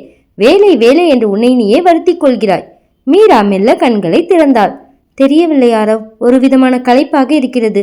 ஜன்னல் வழியாக வரும் வெளிச்சம் கூட கண்களை உறுத்துகிறது. விசாலாட்சி, ஆரவின் அம்மா, அங்கே பதற்றத்துடன் வந்தாள். மீராவின் முகத்தை பார்த்ததும் அந்த அனுபவம் வாய்ந்த தாயின் கண்களில் ஒரு மின்னல் வெட்டியது. அவள் மீராவின் கையை பிடித்து பார்த்தாள். ஆரவ், உடனே டாக்டருக்கு போன் செய். மீராவுக்கு இது சாதாரண களைப்பு இல்லை என்று எனக்கு தோன்றுகிறது என்றாள் விசாலாட்சி முகத்தில் ஒரு ரகசிய புன்னகையுடன். குடும்ப டாக்டர் வந்து மீராவை சோதித்து பார்த்தார். ஆரவ் அறையின் வாசலில் பதற்றத்துடன் அங்கும் இங்கும் நடந்து கொண்டிருந்தான். சில நிமிடங்களுக்கு பிறகு டாக்டர் வெளியே வந்தார். வாழ்த்துக்கள் ஆரவ், நீங்கள் அப்பாவாக போகிறீர்கள். மீரா இப்போது 2 மாத கர்ப்பிணி என்றார் டாக்டர் புன்னகையுடன். ஆரவ் அப்படியே உறைந்து நின்றான். ஒரு நொடி அவனது இதயம் துடிப்பதை நிறுத்தியது போல் இருந்தது. அவனுக்குள் ஒரு பேரானந்தம் ஊற்றெடுத்தது. கம்பெனி லாபம், 100 கோடி ஒப்பந்தம், பெரிய மாளிகை, இவை எதுவுமே கொடுக்காத ஒரு உன்னதமான சந்தோஷத்தை இந்த ஒரு வரி அவனுக்கு கொடுத்தது. அவன் அறைக்குள் ஓடினான். மீரா படுக்கையில் சாய்ந்து அமர்ந்திருந்தாள். அவளது கண்களில் ஒரு புதிய மென்மை குடியேறியிருந்தது. ஆரவ் அவளது கைகளை தன் கன்னத்தில் வைத்து கொண்டான். மீரா, நான் என்ன சொல்வதென்று தெரியவில்லை. எனக்குள் ஒரு மகா சமுத்திரம் பொங்குகிறது. நம் காதலின் சாட்சியாக ஒரு உயிர் நமக்குள் உருவாகியிருக்கிறது. மீரா அவனது கண்ணீரை துடைத்தாள். ஆரவ், நான் ஒரு சுதந்திரமான பெண்ணாக, ஒரு அதிகாரியாக உங்களை சந்தித்தேன். ஆனால் இன்று ஒரு தாயாக உங்கள் முன்னே நிற்கும் போதுதான் நான் முழுமையடைவதாக உணர்கிறேன். இந்த சின்னஞ்சிறு உயிருக்கு நாம் ஒரு சிறந்த உலகத்தை காட்ட வேண்டும். விசாலாட்சி உள்ளே வந்து மீராவை அணைத்து கொண்டா. என் மருமகளே, என் வம்சத்தின் விளக்கை ஏற்றிவிட்டாய். இனிமேல் நீ எந்த வேலையும் செய்யக்கூடாது. இந்த லேப்டாப், போன் எல்லாவற்றையும் தள்ளிவை. நீயும் உன் குழந்தையும் தான் இந்த வீட்டின் ராஜாக்கள் என்றார் பாசத்துடன். மகிழ்ச்சியான செய்திகள் வந்தாலும் ஒரு புத்திசாலியான பெண்ணுக்கு ஓய்வு என்பது எளிதானது அல்ல. ஆரவ் மீராவை ஒரு குழந்தையைப் போல பார்த்து கொண்டான். அவளுக்கு பிடித்த உணவுகளை தேடி தேடி வாங்கி கொடுத்தான். ஆனால் கம்பெனியின் பொறுப்புகள் மீராவை விடவில்லை. ஒரு நாள் மாலை ஆரவ் அலுவலகத்திலிருந்து வரும்போது மீரா ரகசியமாக தன் போனில் எதையோ பேசிக் கொண்டிருப்பதை பார்த்தான். மீரா, நான் என்ன சொன்னேன்? உனக்கு இப்போது ஓய்வு தேவை. எதற்காக மீண்டும் ஆபீஸ் வேலைகளை செய்கிறாய் என்று கோபமாக கேட்டான் ஆரவ். மீரா மெல்ல சிரித்தாள். ஆரவ், இது ஆபீஸ் வேலை இல்லை. நான் நம் கம்பெனியில் ஒரு கிரீச், குழந்தைகளுக்கான காப்பகம் அமைக்க திட்டம் போட்டு கொண்டிருக்கிறேன். நம் கம்பெனியில் வேலை செய்யும் 100கணக்கான பெண் தொழிலாளர்கள் தங்கள் குழந்தைகளை வீட்டில் விட்டுவிட்டு பதற்றத்துடன் வேலை செய்கிறார்கள். அவர்களுக்கு இது ஒரு பெரிய உதவியாக இருக்கும். நான் கர்ப்பமாக இருப்பதால் தான் அவர்களின் வலி எனக்கு இப்போது புரிகிறது. ஆரவ் திகைத்தான். அவன் தன் சுயநலமான அன்பில் மூழ்கி இருந்த போது மீரா ஒரு சமூகத்தின் வலியை பற்றி சிந்தித்துக் கொண்டிருந்தாள். மன்னித்து விடு மீரா, நான் உன்னை ஒரு சாதாரண பெண்ணாக பூட்டி வைக்க நினைத்தேன். ஆனால் நீ ஒரு தாயாகவும் ஒரு தலைவியாகவும் உயர்ந்து நிற்கிறாய். உன் இந்த திட்டத்தை நானே முன்னின்று நடத்துகிறேன். நீ மட்டும் ஆரோக்கியமாக இருந்தால் போதும் என்றான் ஆரவ். நாட்கள் நகர்ந்தன. மீராவின் வயிறு மெல்ல பெரிதாக தொடங்கியது. இதற்கிடையில் சிறையில் இருந்த மாயா ஜாமீனில் வெளியே வந்த தகவல் கிடைத்தது. அவளால் இப்போது எந்த பாதிப்பும் ஏற்படுத்த முடியாது என்றாலும் ஆரவ் எச்சரிக்கையாக இருந்தான். ஒரு நாள் மீராவுக்கு ஒரு பெயர் இல்லாத கடிதம் வந்தது. அதில் உன் சந்தோஷம் நீடிக்காது, உன் வாரிசு இந்த உலகத்தை பார்க்க போவதில்லை என்று எழுதப்பட்டிருந்தது. ஆரவ் அதை பார்த்து கொதித்து போனான். மாயாதான் இதை செய்திருக்கிறாள். அவளை நான் சும்மா விட மாட்டேன். மீரா அவனை தடுத்தாள். ஆரவ், பயம் என்பது பலவீனம். அவள் நம்மை பயமுறுத்த நினைக்கிறாள். நாம் பயந்தால் அவள் ஜெயித்து விடுவாள். நம் வீட்டில் பாதுகாப்பு பலமாக இருக்கிறது. என் குழந்தையை எவராலும் தொட முடியாது. இந்த துணிச்சல் தான் என் வாரிசுக்கு நான் தரும் முதல் பரிசு. மீராவின் இந்த தைரியம் ஆரவுக்கு ஒரு பெரிய பாடமாக அமைந்தது. அவன் அவளது கைகளை பிடித்து, உன்னை போன்ற ஒரு தாய் இருக்கும்போது நம் குழந்தைக்கு எந்த ஆபத்தும் வராது மீரா என்றான். 7ஆம் மாதம் வந்தது. வீடே திருவிழா கோலம் பூண்டிருந்தது. மீராவிற்கு வளைகாப்பு நடத்த ஏற்பாடுகள் செய்யப்பட்டன. பட்டுப்புடவை, விதவிதமான வளையல்கள் என மீரா ஒரு மகாலட்சுமியை போல காட்சியளித்தார். உறவினர்கள் அனைவரும் வந்து மீராவை வாழ்த்தினர். மீராவின் தந்தை சிவராமன் மகளை பார்த்து பெருமைப்பட்டார். மீரா, நீ என் மகள் என்பதில் எனக்கு பெருமைதான். ஆனால் ஆரவின் மனைவியாக நீ காட்டிய இந்த திறமையும் பொறுமையும் உன்னை ஒரு உயர்ந்த இடத்திற்கு தூக்கி சென்று விட்டது என்றார். அன்றிரவு விழாவெல்லாம் முடிந்து அமைதியாக இருந்த தருணத்தில் ஆரவ் மீராவின் மடியில் தலை சாய்த்து கொண்டான். மீரா, எனக்கு ஒரு பெண் குழந்தை வேண்டும். அது உன்னை போலவே துணிச்சலாக, புத்திசாலியாக இந்த உலகத்தை ஆளும் திறமையோடு இருக்க வேண்டும் என்றான் ஆசையாக. மீரா அவனது முடியை கோதிக்கொண்டே, பெண்ணோ ஆணோ அது ஒரு நல்ல மனிதனாக இருக்க வேண்டும் ஆரவ். அன்பையும் அறிவையும் சரிசமமாக பயன்படுத்தும் ஒரு குழந்தையாக நாம் அதை வளர்ப்போம் என்றாள். அத்தியாயம் 10. மீராவின் 8ஆம் மாதம் ஒரு மங்கலான மழைக்கால மாலையில் தொடங்கியது. பங்களாவின் ஜன்னல் வழியாக தெரிந்த வானம் கருமேகங்களால் சூழப்பட்டிருந்தது. மீரா தன் அறையில் அமர்ந்து ஒரு புதிய மென்பொருள் பாதுகாப்பு வளையத்தை வடிவமைத்துக் கொண்டிருந்தாள். அவளது உடல்நிலை அவளை களைப்படைய செய்தாலும் அவளது புத்திசாலித்தனம் ஓய்வெடுக்க மறுத்தது. ஆரவ் அறைக்குள் நுழைந்து மீராவின் கையில் இருந்த லேப்டாப்பை மெதுவாக மூடினான். மீரா, டாக்டர் என்ன சொன்னார்? உனக்கு முழு ஓய்வு தேவை. இந்த 150 கோடி ரூபாய் ப்ராஜெக்ட் முடிந்த பிறகு நீ எந்த வேலையும் செய்யக்கூடாது என்று ஒப்பந்தம் போட்டிருந்தோமே என்றான் கவலையுடன். மீரா மெல்ல சிரித்தாள். ஆரவ், இது வேலை இல்லை. நம் கம்பெனியின் சர்வர்களில் யாரோ ஊடுருவ முயல்வதை கவனித்தேன். சோமசுந்தரம் பெரியப்பா தலைமறைவாக இருந்தாலும் அவர் இன்னும் நம் ரகசியங்களை திருட முயல்கிறார். அவரை முறியடிக்காமல் என்னால் நிம்மதியாக இருக்க முடியாது. ஆரவ் அவளது கைகளை பற்றினான். அதை நான் பார்த்துக் கொள்கிறேன் மீரா. நீ இப்போது ஒரு தாயாக உன் உடல் நலத்தை பார்க்க வேண்டிய நேரம். நம் குழந்தை இப்போது உன்னிடம் இருந்த அமைதியை எதிர்பார்க்கிறது, அதிரடி மாற்றங்களை அல்ல. அப்போது வரவேற்பறையில் ஒரு பரபரப்பு ஏற்பட்டது. ஆரவின் தம்பி சஞ்சய் லண்டனில் இருந்து திடீரென திரும்பி வந்திருந்தான். சஞ்சய் எப்போதுமே ஊர் சுற்றும் சுபாவம் கொண்டவன். ஆனால் இப்போது அவன் முகத்தில் ஒரு போலித்தனமான கவலை இருந்தது. அண்ணா, அண்ணி என்று கத்திக்கொண்டே உள்ளே வந்தான் சஞ்சய். விசாலாட்சி ஓடி வந்து மகனை அணைத்துக் கொண்டார். சஞ்சய், சொல்லாமல் கொள்ளாமல் எப்படி வந்தாய்? லண்டனில் படிப்பு என்னாச்சு? சஞ்சய் மீராவை பார்த்து ஒரு விசித்திரமான பார்வை பார்த்தான். படிப்பு முடிந்து விட்டதம்மா. அன்னிக்கு உடம்பு சரியில்லை என்று கேள்விப்பட்டேன், அதான் ஓடி வந்தேன். அண்ணா, கம்பெனியில் இப்போது நிறைய மாற்றங்கள் நடக்கிறதாமே. அன்னிதான் எல்லாவற்றையும் பார்த்துக் கொள்கிறார்களா? மீராவுக்கு சஞ்சயின் வருகையில் ஏதோ ஒரு நெருடல் இருந்தது. அவனது கண்கள் நேர்மையாக இல்லை. அவள் உடனே தன் ரகசிய நெட்வொர்க்கை பயன்படுத்தி சஞ்சயின் லண்டன் பின்னணியை சோதித்தாள். அன்று நள்ளிரவு மீராவுக்கு தூக்கம் வரவில்லை. அவள் மெதுவாக எழுந்து ஹாலுக்கு வந்தாள். அங்கே சஞ்சய் யாரோ ஒருவரிடம் போனில் ரகசியமாக பேசிக் கொண்டிருந்தான். ஆமாம் பெரியப்பா, நான் இங்கு வந்துவிட்டேன். ஆரவண்ணன் மீராவை முழுமையாக நம்புகிறான்.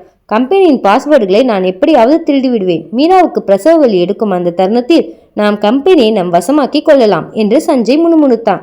மீரா அதிர்ச்சியில் உறைந்து போனாள். சோமசுந்தர மகனையை பகடைக்காயாக பயன்படுத்துகிறார். சஞ்சய் லண்டனில் சூதாட்டத்தில் பெரிய தொகையை இழந்திருப்பதையும் அதை சரி செய்ய தன் தந்தையுடன் கைகோர்த்திருப்பதையும் தன் லேப்டாப் மூலம் சில நிமிடங்களில் கண்டுபிடித்தாள். மறுநாள் காலை மீரா சஞ்சயை அழைத்து ஒரு பென் டிரைவை கொடுத்தாள்.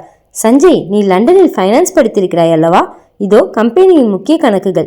இதை சரிபார்த்து எனக்கு சொல் என்றாள் புன்னகையுடன். சஞ்சய் ஆசையுடன் அதை வாங்கி கொண்டான். நிச்சயமாக அண்ணி, நான் பார்த்துக் கொள்கிறேன். சஞ்சய் அந்த பென்டிரைவை யாருக்கும் தெரியாமல் சோமசுந்தரத்திற்கு கொடுத்தான். ஆனால் அதில் இருந்தது கம்பெனியின் உண்மையான தரவுகள் அல்ல, அது ஒரு வைரஸ். அதை சோமசுந்தரம் தன் கணினியில் திறந்த மாத்திரத்தில் அவரது இருப்பிடம் மற்றும் அவரது அனைத்து ரகசிய தொடர்புகளும் மீராவின் லேப்டாப்பிற்கு தானாகவே வரத் தொடங்கின. அன்று மதியம் மீராவுக்கு திடீரென பிரசவ வலி ஏற்பட்டது. ஆரவ் பதற்றத்தில் கத்தியபடி அவளை மருத்துவமனைக்கு அழைத்து சென்றான். மருத்துவமனையில் மீரா வலியால் துடித்தாலும் அவளது அருகில் இருந்த டேப்லெட்டில் சஞ்சய் செய்யும் ஒவ்வொரு அசைவும் பதிவாகி கொண்டிருந்தது. ஆரவ், சஞ்சய் சர்வர் ரூமில் இருக்கிறான், போலீஸை கூப்பிடுங்கள் என்றால் மீரா முணங்கியபடி. ஆரவ் திகைத்தான். இந்த நேரத்திலும் உனக்கு இதுதான் முக்கியமா மீரா? நமது கௌரவம் முக்கியம் ஆரவ் என்று கூறிவிட்டு அவள் மயக்கமடைந்தாள். ஆரவ் உடனே கமிஷனருக்கு போன் செய்துவிட்டு பிரசவ அறைக்கு வெளியே காத்திருந்தான். சில நிமிடங்களில் சஞ்சய் கம்பெனியில் கையும் களவுமாக பிடிக்கப்பட்டான். சோமசுந்தரம் தங்கியிருந்த இடத்தையும் போலீஸ் சுற்றி வளைத்தது. மருத்துவமனையில் அமைதி நிலவியது. 2 மணி நேர போராட்டத்திற்கு பிறகு ஒரு அழகான பெண் குழந்தையின் அழுகுரல் கேட்டது. ஆரவ் உள்ளே சென்றான். மீரா களைப்பாக இருந்தாலும் அவள் முகத்தில் ஒரு வெற்றி புன்னகை இருந்தது. ஆரவ், சஞ்சயை பிடித்து விட்டார்களா? ஆமாம் மீரா, அவனும் பெரியப்பாவும் இப்போது போலீஸ் காவலில் இருக்கிறார்கள். நீ உன் வழியில் இருந்த போதும் இந்த குடும்பத்தை காப்பாற்றிவிட்டாய். இதோ பார், உன் மகள், இவளும் உன்னை போலவே ஒரு போராளி என்று குழந்தையை அவளிடம் கொடுத்தான். மீரா குழந்தையை தொட்டாள். இவளுக்கு ஆதிரா என்று பெயர் வைப்போம். இவள் நம் இருள் அகற்றும் நட்சத்திரம். அத்தியாயம் 11. மருத்துவமனையின் ஜன்னல் வழியாக தெரிந்த அதிகாலை சூரியன் மீராவின் முகத்தில் மென்மையாக படர்ந்தது.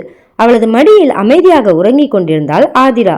1 வார கால போராட்டத்திற்கு பிறகு மீரா இன்று வீடு திரும்புகிறாள். ஆனால் அவளது மனதுக்குள் ஒரு இனிய பாரம் இருந்தது. அது தன் குழந்தையை பாதுகாக்கும் பொறுப்பு மட்டுமில்ல, தான் நேசித்த கம்பெனியை துரோகிகளிடமிருந்து மீட்டெடுக்கும் வைராக்கியமும் கூட. ஆரவ் அறைக்குள் நுழைந்தான். அவனது கையில் டிஸ்சார்ஜ் பேப்பர்கள் இருந்தன. அவன் முகம் சோர்வாக இருந்தாலும் மீராவையும் ஆதிராவையும் பார்த்ததும் ஒரு மலர்ச்சி ஏற்பட்டது.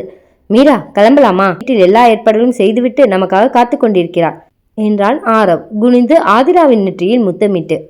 மீரா மெல்ல எழுந்தாள். ஆரவ், சஞ்சய் பற்றி என்ன தகவல்? அவன் எங்கே இருக்கிறான்? ஆரவின் முகம் ஒரு நிமிடம் இருண்டது. அவன் இப்போது புழல் சிறையில் இருக்கிறான் மீரா. என் சொந்த தம்பியை எனக்கு துரோகம் செய்ததை என்னால் இன்னும் நம்ப முடியவில்லை.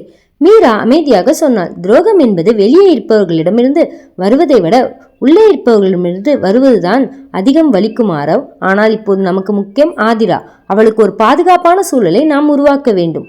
பங்களாவிற்குள் நுழைந்த போது விசாலாட்சி ஆரத்தி எடுத்து அவர்களை வரவேற்றார். வீடை மல்லிகை பூக்களின் வாசனையிலும் பன்னீர் தெளிப்பிலும் களை கட்டி இருந்தது. மருமகளே, என் வம்சத்தின் விளக்கை நீ ஏற்றிவிட்டாய். இனிமேல் நீ எதற்கும் கவலைப்பட வேண்டாம். ஆதிராவை நான் பார்த்துக் கொள்கிறேன். நீ நன்றாக ஓய்விடு என்றார் விசாலாட்சி நெகிழ்ச்சியுடன். மீரா தன் அறைக்குள் சென்றாள். ஆனால் அவளது கண்கள் மேஜை மீது இருந்த லேப்டாப்பையே பார்த்தன. ஒரு வாரமாக அவள் கம்பெனி பக்கம் தலை காட்டவில்லை. ஜப்பான் நிறுவனத்துடனான அந்த 150 கோடி ரூபாய் ப்ராஜெக்ட் என்ன நிலையில் இருக்கிறது? ஊழியர்கள் சஞ்சயின் துரோகத்திற்கு பிறகு எப்படி உணர்கிறார்கள்? பல கேள்விகள் அவளை துளைத்தன. மதியம் ஆதிரா உறங்கிய பிறகு மீரா மெதுவாக லேப்டாப்பை திறந்தாள். மீரா, வேண்டாமே என்று தடுத்தான் ஆரவ். ஒரே ஒரு நிமிடம் ஆரவ், சஞ்சய் எதையாவது அளித்திருக்கிறானா என்று பார்க்க வேண்டும். இது என் குழந்தை போன்றது என்றாள் மீரா பிடிவாதமாக. அவள் சர்வர் லாக்களை சோதித்தாள். சஞ்சய் சில முக்கியமான பேக்கப் ஃபைல்களை அளிக்க முயன்றிருக்கிறான். ஆனால் மீரா ஏற்கனவே அமைந்திருந்த ஹனிபாட் பாதுகாப்பு வளையம் அவனை தடுத்துள்ளது. இன்னும் ஒரு புதிய பிரச்சனை முளைத்திருந்தது. சஞ்சய் சிறைக்கு செல்லும் முன் கம்பெனியின் ரகசிய அல்காரத்தின் ஒரு பகுதியை ஒரு வெளிநாட்டு நிறுவனத்திற்கு மின்னஞ்சல் செய்திருக்கிறான். அந்த நிறுவனத்தின் பெயர் அகிரா டெக். இது மாயாவின் நெருங்கிய நண்பருக்கு சொந்தமானது. ஆரவ், இங்கே பார் என்று லேப்டாப்பை காட்டினாள் மீரா. ஆரவ் அதை பார்த்து அதிர்ந்தாள். இது நம் கம்பெனியின் இதயம் போன்ற அல்காரிதம் ஆச்சே மீரா. இது அகிரா டெக் கைக்கு சென்றால் அவர்கள் நம்மை விட குறைந்த விலைக்கு அதே சாப்ட்வேரை சந்தையில் விற்பனை செய்வார்களே. நம் ஜப்பான் ஒப்பந்தம் என்ன ஆகும்? அதான் அவர்களின் திட்டம் ஆரவ். சஞ்சயை தூண்டிவிட்டு கம்பெனியை திருட பார்த்தார்கள். அது முடியாத போது கம்பெனியின் தொழில்நுட்பத்தை அளித்து நம்மை நடுத்தெருவில் நிறுத்த பார்க்கிறார்கள் என்றால் மீரா கண்கள் கனல் தெரிக்க. நான் இப்போதே லாயரிடம் பேசுகிறேன். அவர்கள் மீது காப்புரிமை வழக்கு தொடர்வோம் என்றான் ஆரவ் ஆவேசமாக. வழக்கு தொடர்ந்தால் பல வருடங்கள் ஆகும் ஆரவ். அதற்குள் அவர்கள் சந்தையை ஆக்கிரமித்து விடுவார்கள். நமக்கு தேவை ஒரு உடனடி அதிரடி மாற்றம். அந்த அல்காரத்தை அவர்களால் பயன்படுத்த முடியாதபடி நாம் மாற்ற வேண்டும். நான் ஒரு செல்ஃப் டிஸ்ட்ரக்ட் கோடை அந்த மின்னஞ்சலில் இணைத்திருந்தேன். அவர்கள் அதை திறந்தால் அந்த டேட்டா தானாகவே குழப்பமான குறியீடுகளாக மாறிவிடும். ஆனால் அதை செயல்படுத்த நான் லேப்டாப் முன்னால் அமர வேண்டும் என்றாள் மீரா. அப்போது ஆதிரா அழத் தொடங்கினாள். மீரா பதற்றத்துடன் லேப்டாப்பை மூடிவிட்டு ஓடினாள். குழந்தையை தூக்கி அணைத்து கொண்டாள். ஆதிராவின் அழுகுரல் மீராவின் மனதை உருக்கியது.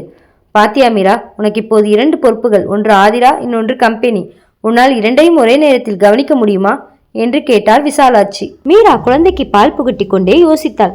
அத்தை, நான் ஒரு தாயாக ஆதிராவை காப்பது எவ்வளவு முக்கியமோ அவ்வளவு முக்கியம் அவளது எதிர்காலத்தை காப்பது. இந்த பிசினஸ் தான் அவளுடைய அடையாளம். நான் தோற்று போனால் என் மகள் ஒரு தோற்றுப்போன தந்தையின் மகளாக வளரக்கூடாது, ஒரு வெற்றியாளரின் மகளாக வளர வேண்டும். மீரா ஒரு முடிவுக்கு வந்தாள். அவள் கம்பெனிக்கு செல்ல முடியாது. ஆனால் வீட்டிலிருந்தே வேலை செய்ய ஒரு சிறிய அலுவலகத்தை தன் அறைக்குள்ளேயே அமைத்தாள். ஒரு பக்கம் தொட்டில், மறுபக்கம் சர்வர் மானிட்டர். அன்றிரவு 2 மணி. ஆதிரா ஆழ்ந்து உறங்கிக் கொண்டிருந்தாள். மீரா தன் லேப்டாப்பை திறந்து அகிரா டெக் நிறுவனத்தின் சர்வருக்குள் ரகசியமாக நுழைந்தாள். சஞ்சய் அனுப்பிய அந்த மின்னஞ்சல் இன்னும் திறக்கப்படவில்லை என்பதை அவள் கவனித்தாள். இன்னும் 5 நிமிடங்கள். அவர்கள் அதை திறந்தால் எல்லாம் முடிந்துவிடும் என்று முணுமுணுத்தாள் மீரா. அவள் வேகமாக அந்த டேட்டாவை என்கிரிப்ட் செய்ய தொடங்கினாள். திடீரென்று திரையில் ஒரு செய்தி வந்தது. ஹலோ மீரா, நீ வருவாய் என்று எனக்கு தெரியும். அது மாயா. மாயா சிறையிலிருந்து விடுதலையாகவில்லை. ஆனால் அவளது ஆட்கள் மூலம் அகிரா டெக் நிறுவனத்திலிருந்து மீராவை கண்காணித்து கொண்டிருந்தாள். மாயா, நீ எவ்வளவு முயன்றாலும் என் உழைப்பை திருட முடியாது என்று டைப் செய்தாள் மீரா. பார்க்கலாம் மீரா, இப்போது உன் கவனம் சிதறப்போகிறது என்றாள் மாயா. திடீரென்று மீராவின் அறையில் இருந்த பேபி மானிட்டர் அழத் தொடங்கியது. ஆதிரா வீறிட்டு அழுதாள். மீரா பதற்றத்துடன் திரும்பினாள். ஆதிராவுக்கு ஏதோ மூச்சு திறனில் ஏற்படும் போல தெரிந்தது. மீராவுக்கு ஒரு நிமிடம் உலகம் நின்றது போல் இருந்தது. ஒரு பக்கம் கம்பெனியின் 150 கோடி ரூபாய் ஒப்பந்தம், மறுபக்கம் உயிருக்கு மேலான மகள். மீரா எதை தேர்ந்தெடுப்பாள்? மீரா லேப்டாப்பை தள்ளிவிட்டு ஆதிராவிடம் ஓடினாள். குழந்தையை தூக்கி தட்டினாள். ஆதிரா ஒரு சிறிய விக்கல் எடுத்துவிட்டு மீண்டும் சுவாசிக்க தொடங்கினாள். அவள் சட்டையில் இருந்த ஒரு சிறிய நூல் அவளது மூக்கை துளைத்திருக்கிறது. மீரா நிம்மதி பெருமூச்சு விட்டாள். மீண்டும் லேப்டாப் பக்கம் வந்தாள். மாயா அந்த ஃபைலை திறக்க போனாள். ஆனால் மீரா கடைசி நொடியில் என்டர் பட்டனை அழுத்தினாள். அகிரா டெக் நிறுவனத்தின் திரையில் இருந்த அந்த டேட்டா அனைத்தும் காணாமல் போயின. மாயாவின் திட்டம் தவிடுபொடியானது. மறுநாள் காலை ஆரவ் எழுந்தபோது மீரா தரையில் அமர்ந்து ஆதிராவை தாளாட்டி கொண்டிருந்தாள். லேப்டாப் ஓரமாக கிடந்தது. என்னாச்சு மீரா, இரவெல்லாம் தூங்கவில்லையா? ஆரவ், நம் கம்பெனி பாதுகாப்பாக இருக்கிறது. மாயாவின் திட்டம் முறியடிக்கப்பட்டது. ஆனால் நான் ஒன்றை உணர்ந்தேன். இனிமேல் நான் மட்டும் தனியாக போராட முடியாது. எனக்கு உன்னுடைய உதவி தேவை. பிசினஸை நீ முழுமையாக பொறுப்பேற்றுக்கொள். நான் பின்னணியிலிருந்து உனக்கு தொழில்நுட்ப உதவி செய்கிறேன் என்றாள் மீரா. ஆரவ் அவளது கையை பற்றினான். நிச்சயமாக மீரா, நாம் இருவரும் இணைந்து ஒரு புதிய சகாப்தத்தை படைப்போம். அத்தியாயம் 12. புழல் சிறையின் இரும்பு கதவுகள் சத்தத்துடன் மூடின. உள்ளே இருந்த ஒரு குறுகிய அறையில் சோமசுந்தரம் ஒரு பழைய மர பெஞ்சில் அமர்ந்திருந்தார். அவரது வெள்ளை வேட்டி அழுக்காயிருந்தது. ஆனால் அவரது கண்களில் இருந்த அதிகார திமிர் இன்னும் குறையவில்லை. அவருக்கு எதிரே சஞ்சய் அமர்ந்திருந்தான். அவன் முகம் பயத்திலும் குற்ற உணர்ச்சியிலும் வாடியிருந்தது. பெரியப்பா, நாம மாட்டிக்கிட்டோம். மீரா அண்ணி நம்மளை விடமாட்டா போல இருக்கு. லண்டன்ல நான் செஞ்ச தப்பு இங்க வந்து என்ன தூக்குல போடுற மாதிரி இருக்கு என்று அழுத குரலில் சொன்னான் சஞ்சய். சோமசுந்தரம் அவன் தலையில் ஓங்கி ஒரு அடி அடித்தார். முட்டாள், ஒரு சின்ன தோல்விக்கே இப்படி அழுதால் எப்படி? மீரா ஒரு பெண், அவளுக்கு தொழில்நுட்பம் தெரியலாம். ஆனால் இந்த உலகத்தை ஆளும் அதிகார அரசியல் தெரியாது. கவலைப்படாதே, இன்னும் சில மணி நேரங்களில் நாம் இங்கிருந்து வெளியே போவோம். சஞ்சய் ஆச்சரியத்துடன் பார்த்தான். எப்படி பெரியப்பா? ஆராவண்ணன் ஜாமீன் கிடைக்காதபடி எல்லா ஏற்பாடுகளையும் செஞ்சிருக்காரே. சோமசுந்தரம் விகாரமாக சிரித்தார். ஆரவுக்கு தெரியாத ஒரு பழைய பகையை நான் இப்போது கிளப்பி இருக்கிறேன். இதோ பார். அப்போது சிறை காவலர் ஒரு மரியாதையுடன் கதவை திறந்தார். ஐயா, உங்களுக்கு ஜாமீன் கிடைத்து விட்டது. உங்களை அழைத்து செல்ல வெளியே கார் காத்திருக்கிறது என்றார்.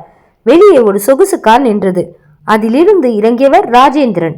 அவர் அந்த பகுதியின் செல்வாக்கு மிக்க அரசியல்வாதி மற்றும் ஆரவின் தந்தை காலத்தில் அவருக்கு போட்டியாளராக இருந்தவர். என்ன சோமு, இவ்வளோ சீக்கிரம் உள்ள போயிட்ட? அந்த ஆரவும் அவன் பொண்டாட்டியும் உன்னை இந்த நிலைமைக்கு ஆளாக்கிட்டாங்களே என்று கேலியாக கேட்டார் ராஜேந்திரன். ராஜேந்திரன், பழைய கணக்குகளை தீர்க்க வேண்டிய நேரம் வந்துருச்சு. அந்த கம்பெனி அளிக்க எனக்கு உதவி தேவை என்றார் சோமசுந்தரம் கரகரப்பான குரலில். மறுபுறம் ஆரவின் வீட்டில் ஆதிராவின் மழலை சத்தம் வீட்டை சொர்க்கமாக்கி கொண்டிருந்தது. மீரா குழந்தையை தொட்டிலில் இட்டு தாளாட்டி கொண்டே கம்பெனியின் பாதுகாப்பு அறிக்கைகளை சரிபார்த்து கொண்டிருந்தாள். ஆரவ் உள்ளே வந்தான். அவன் முகம் கவலையில் தோய்ந்திருந்தது. மீரா, ஒரு கெட்ட செய்தி. பெரியப்பாவையும் சஞ்சையும் ஜாமில் எடுத்துட்டாங்க. அதுவும் ராஜேந்திரனின் செல்வாக்கை பயன்படுத்தி. மீரா அதிர்ச்சி அடையவில்லை. அவள் நிதானமாக லேப்டாப்பை மூடினாள். நான் எதிர்பார்த்ததுதான் ஆரவ். ராஜேந்திரனுக்கும் உங்கள் தந்தைக்கும் இருந்த பகை பற்றி உங்கள் அம்மா சொல்லியிருக்கிறார். இப்போது சோமசுந்தரம் பெரியப்பாவுக்கு ஒரு நிழல் தேவைப்பட்டது. அது ராஜேந்திரன் மூலம் கிடைத்திருக்கிறது. அவர்கள் மீண்டும் கம்பெனியை தாக்கினால் என்ன செய்வது மீரா? ஆதிரா இப்போதுதான் பிறந்திருக்கிறாள். அவளுக்கு பாதுகாப்பு முக்கியம் என்றான் ஆரவ் பதற்றத்துடன். ஆரவ், பாதுகாப்பு என்பது பயந்து ஒளிந்து கொள்வதில் இல்லை, எதிரி வரும் பாதையை தடுப்பதில் இருக்கிறது. ராஜேந்திரன் இப்போது கம்பெனியின் பங்குகளை சந்தையில் ரகசியமாக வாங்க தொடங்கியிருக்கிறார். அவர் கம்பெனியை உள்ளே இருந்து உடைக்க பார்க்கிறார் என்றாள் மீரா. மறுநாள் காலை கம்பெனி வாசலில் திடீரென ஒரு பெரும் கூட்டம் கூடியது. தர்மலிங்கம் ஐயா பதற்றத்துடன் ஆரவுக்கு போன் செய்தார். தம்பி, இங்க பாருங்க, யாரோ சில வெளியாட்கள் தொழிலாளர்கள் ட்ரெஸ் போட்டுக்கிட்டு வந்து வாசல்ல கோஷம் போடுறாங்க. சம்பள உயர்வு வேணும், போனஸ் வேணும்னு கத்துறாங்க. நான் சொல்றத கூட அவங்க கேட்க மாட்டேங்கிறாங்க. ஆரவும் மீராவும் உடனே கம்பெனிக்கு சென்றனர். கையில் ஆதிராவையும் அழைத்து சென்றிருந்தனர். அங்கே ராஜேந்திரனின் ஆட்கள் தொழிலாளர்களை தூண்டிவிட்டு கொண்டிருந்தனர். ஆரவ் குரூப் ஒழிக, தொழிலாளர்களை ஏமாற்றும் முதலாளி ஒழிக என்று கோஷங்கள் விண்ணை பிளந்தன. ஆரவ் காரிலிருந்து இறங்கி பேச முயன்றான். நண்பர்களே, நான் உங்களுக்கு செய்ய வேண்டிய எல்லா உதவிகளையும் செய்து கொண்டு தான் இருக்கிறேன். ஏன் இப்படி திடீரென போராடுகிறீர்கள்? அப்போது கூட்டத்திலிருந்து ஒரு கல் வீசப்பட்டது. அது சரியாக ஆரவின் நெற்றில் பட்டது. ரத்தம் கசிந்தது. ஆரவ் என்று கத்தினாள் மீரா. அங்கிருந்த தொழிலாளர்கள் சிலர் பதறினார்கள். ஆனால் ராஜேந்திரனின் ஆட்கள் விடவில்லை. பார்த்தீர்களா, முதலாளி ரத்தம் வருதுன்னு நாடகம் ஆடுறாரு, உள்ள போங்க, மிஷின்களை உடைங்க என்று தூண்டினார்கள். மீரா ஆதிராவை தன் இடுப்பில் கட்டிக்கொண்டு மேடை மீது ஏறினாள். அவளது கண்கள் சிவந்து ஒரு காளி தேவியை போல தெரிந்தாள். நிறுத்துங்கள் என்று மைக்கை பிடித்து கத்தினாள். அவளது குரலில் இருந்த அதிகாரம் அந்த கூட்டத்தையே ஒரு நிமிடம் மௌனமாக்கியது. யார் இங்கே தொழிலாளர்கள்? தர்மலிங்கம் ஐயா, உங்கள் ஆட்களை பிரித்து எடுங்கள். இந்த தொழிலாளர் சீருடை அணிந்திருக்கும் இந்த 5 பேர் யார்? இவர்கள் நம் கம்பெனியில் வேலை செய்கிறார்களா என்று கேட்டாள் மீரா. தர்மலிங்கம் பார்த்தாள். இல்லை அம்மா, இவங்களை நான் பார்த்ததே இல்லை.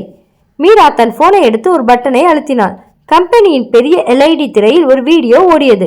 அதில் சோமசுந்தரம் ராஜேந்திரனிடம் பணம் கொடுத்து இந்த ஆட்களை குளிக்க அமர்த்தி கம்பெனியை அடித்து உடையுங்கள் என்று சொல்வது தெளிவாக பதிவாகி இருந்தது. இதோ பாருங்கள், நீங்கள் யாருக்காக போராடுகிறீர்கள்? உங்கள் கம்பெனியை அழிக்க துடிக்கும் ஒரு துரோகிக்காகவா? ஆரவ் உங்கள் குடும்பத்தில் ஒருவராக இருக்கிறார்.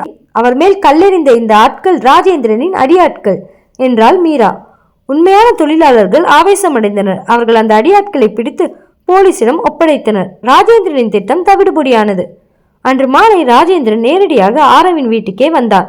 அவரோடு சோமசுந்தரமும் இருந்தார். நல்ல நாடகம் போடுறீங்க மீரா, ஆனால் இது ஆரம்பம்தான்.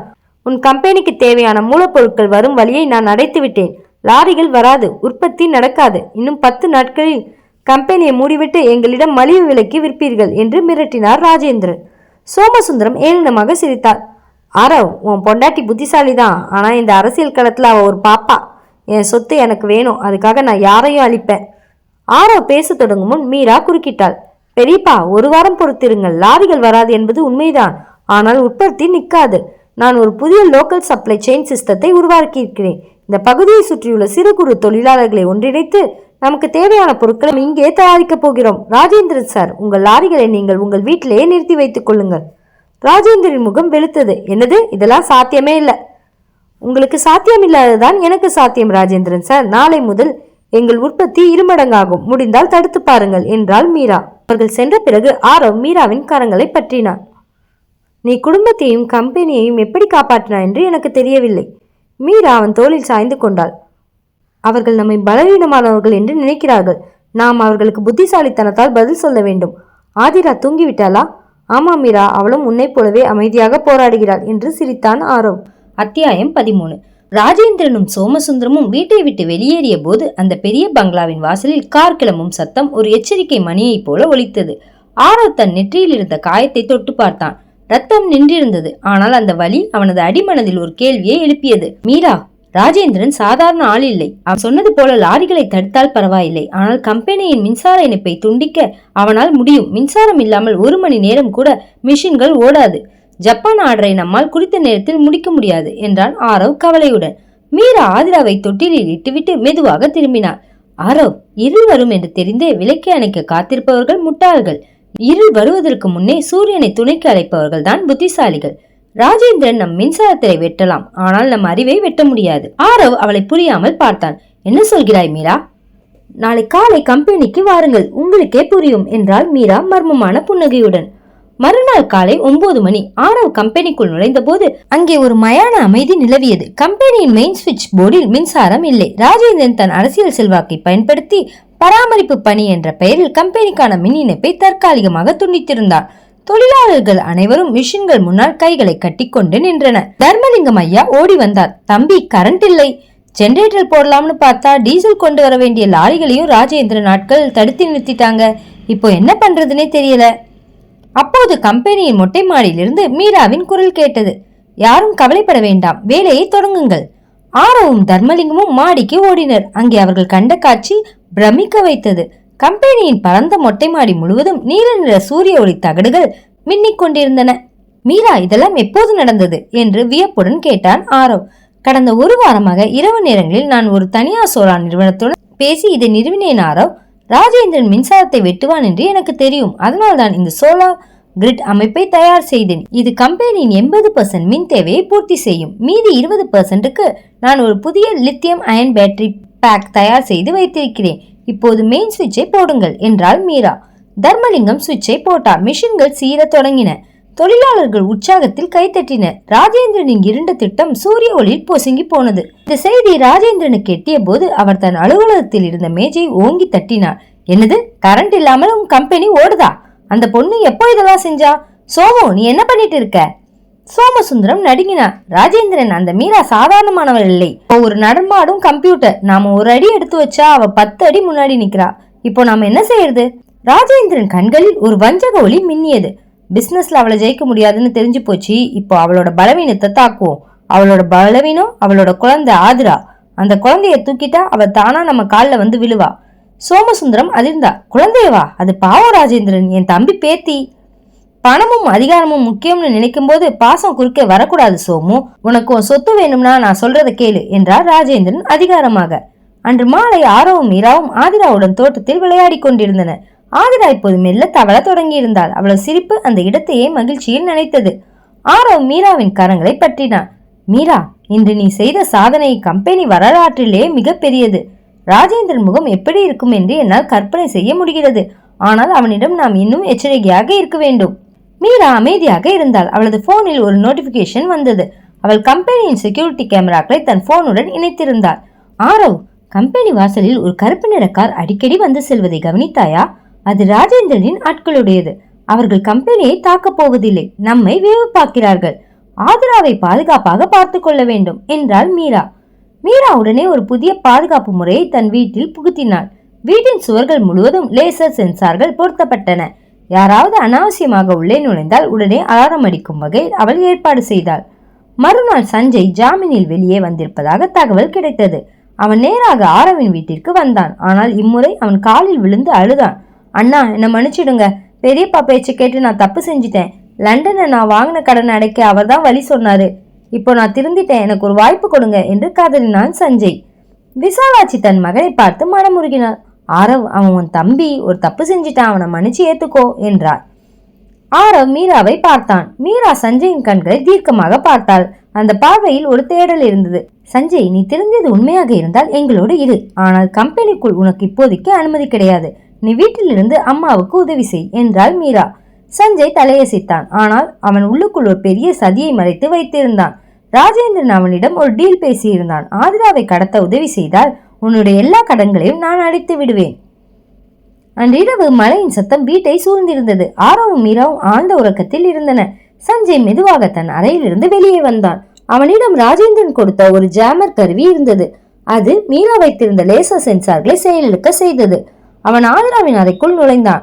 தொட்டிலில் குழந்தை தூங்கிக் கொண்டிருந்தது. சஞ்சயின் கைகள் நடுங்கின. மன்னிச்சிடாதிரா, வேற வழி இல்லை என்று முணுமுணுத்தபடி குழந்தையை தூக்கினான்.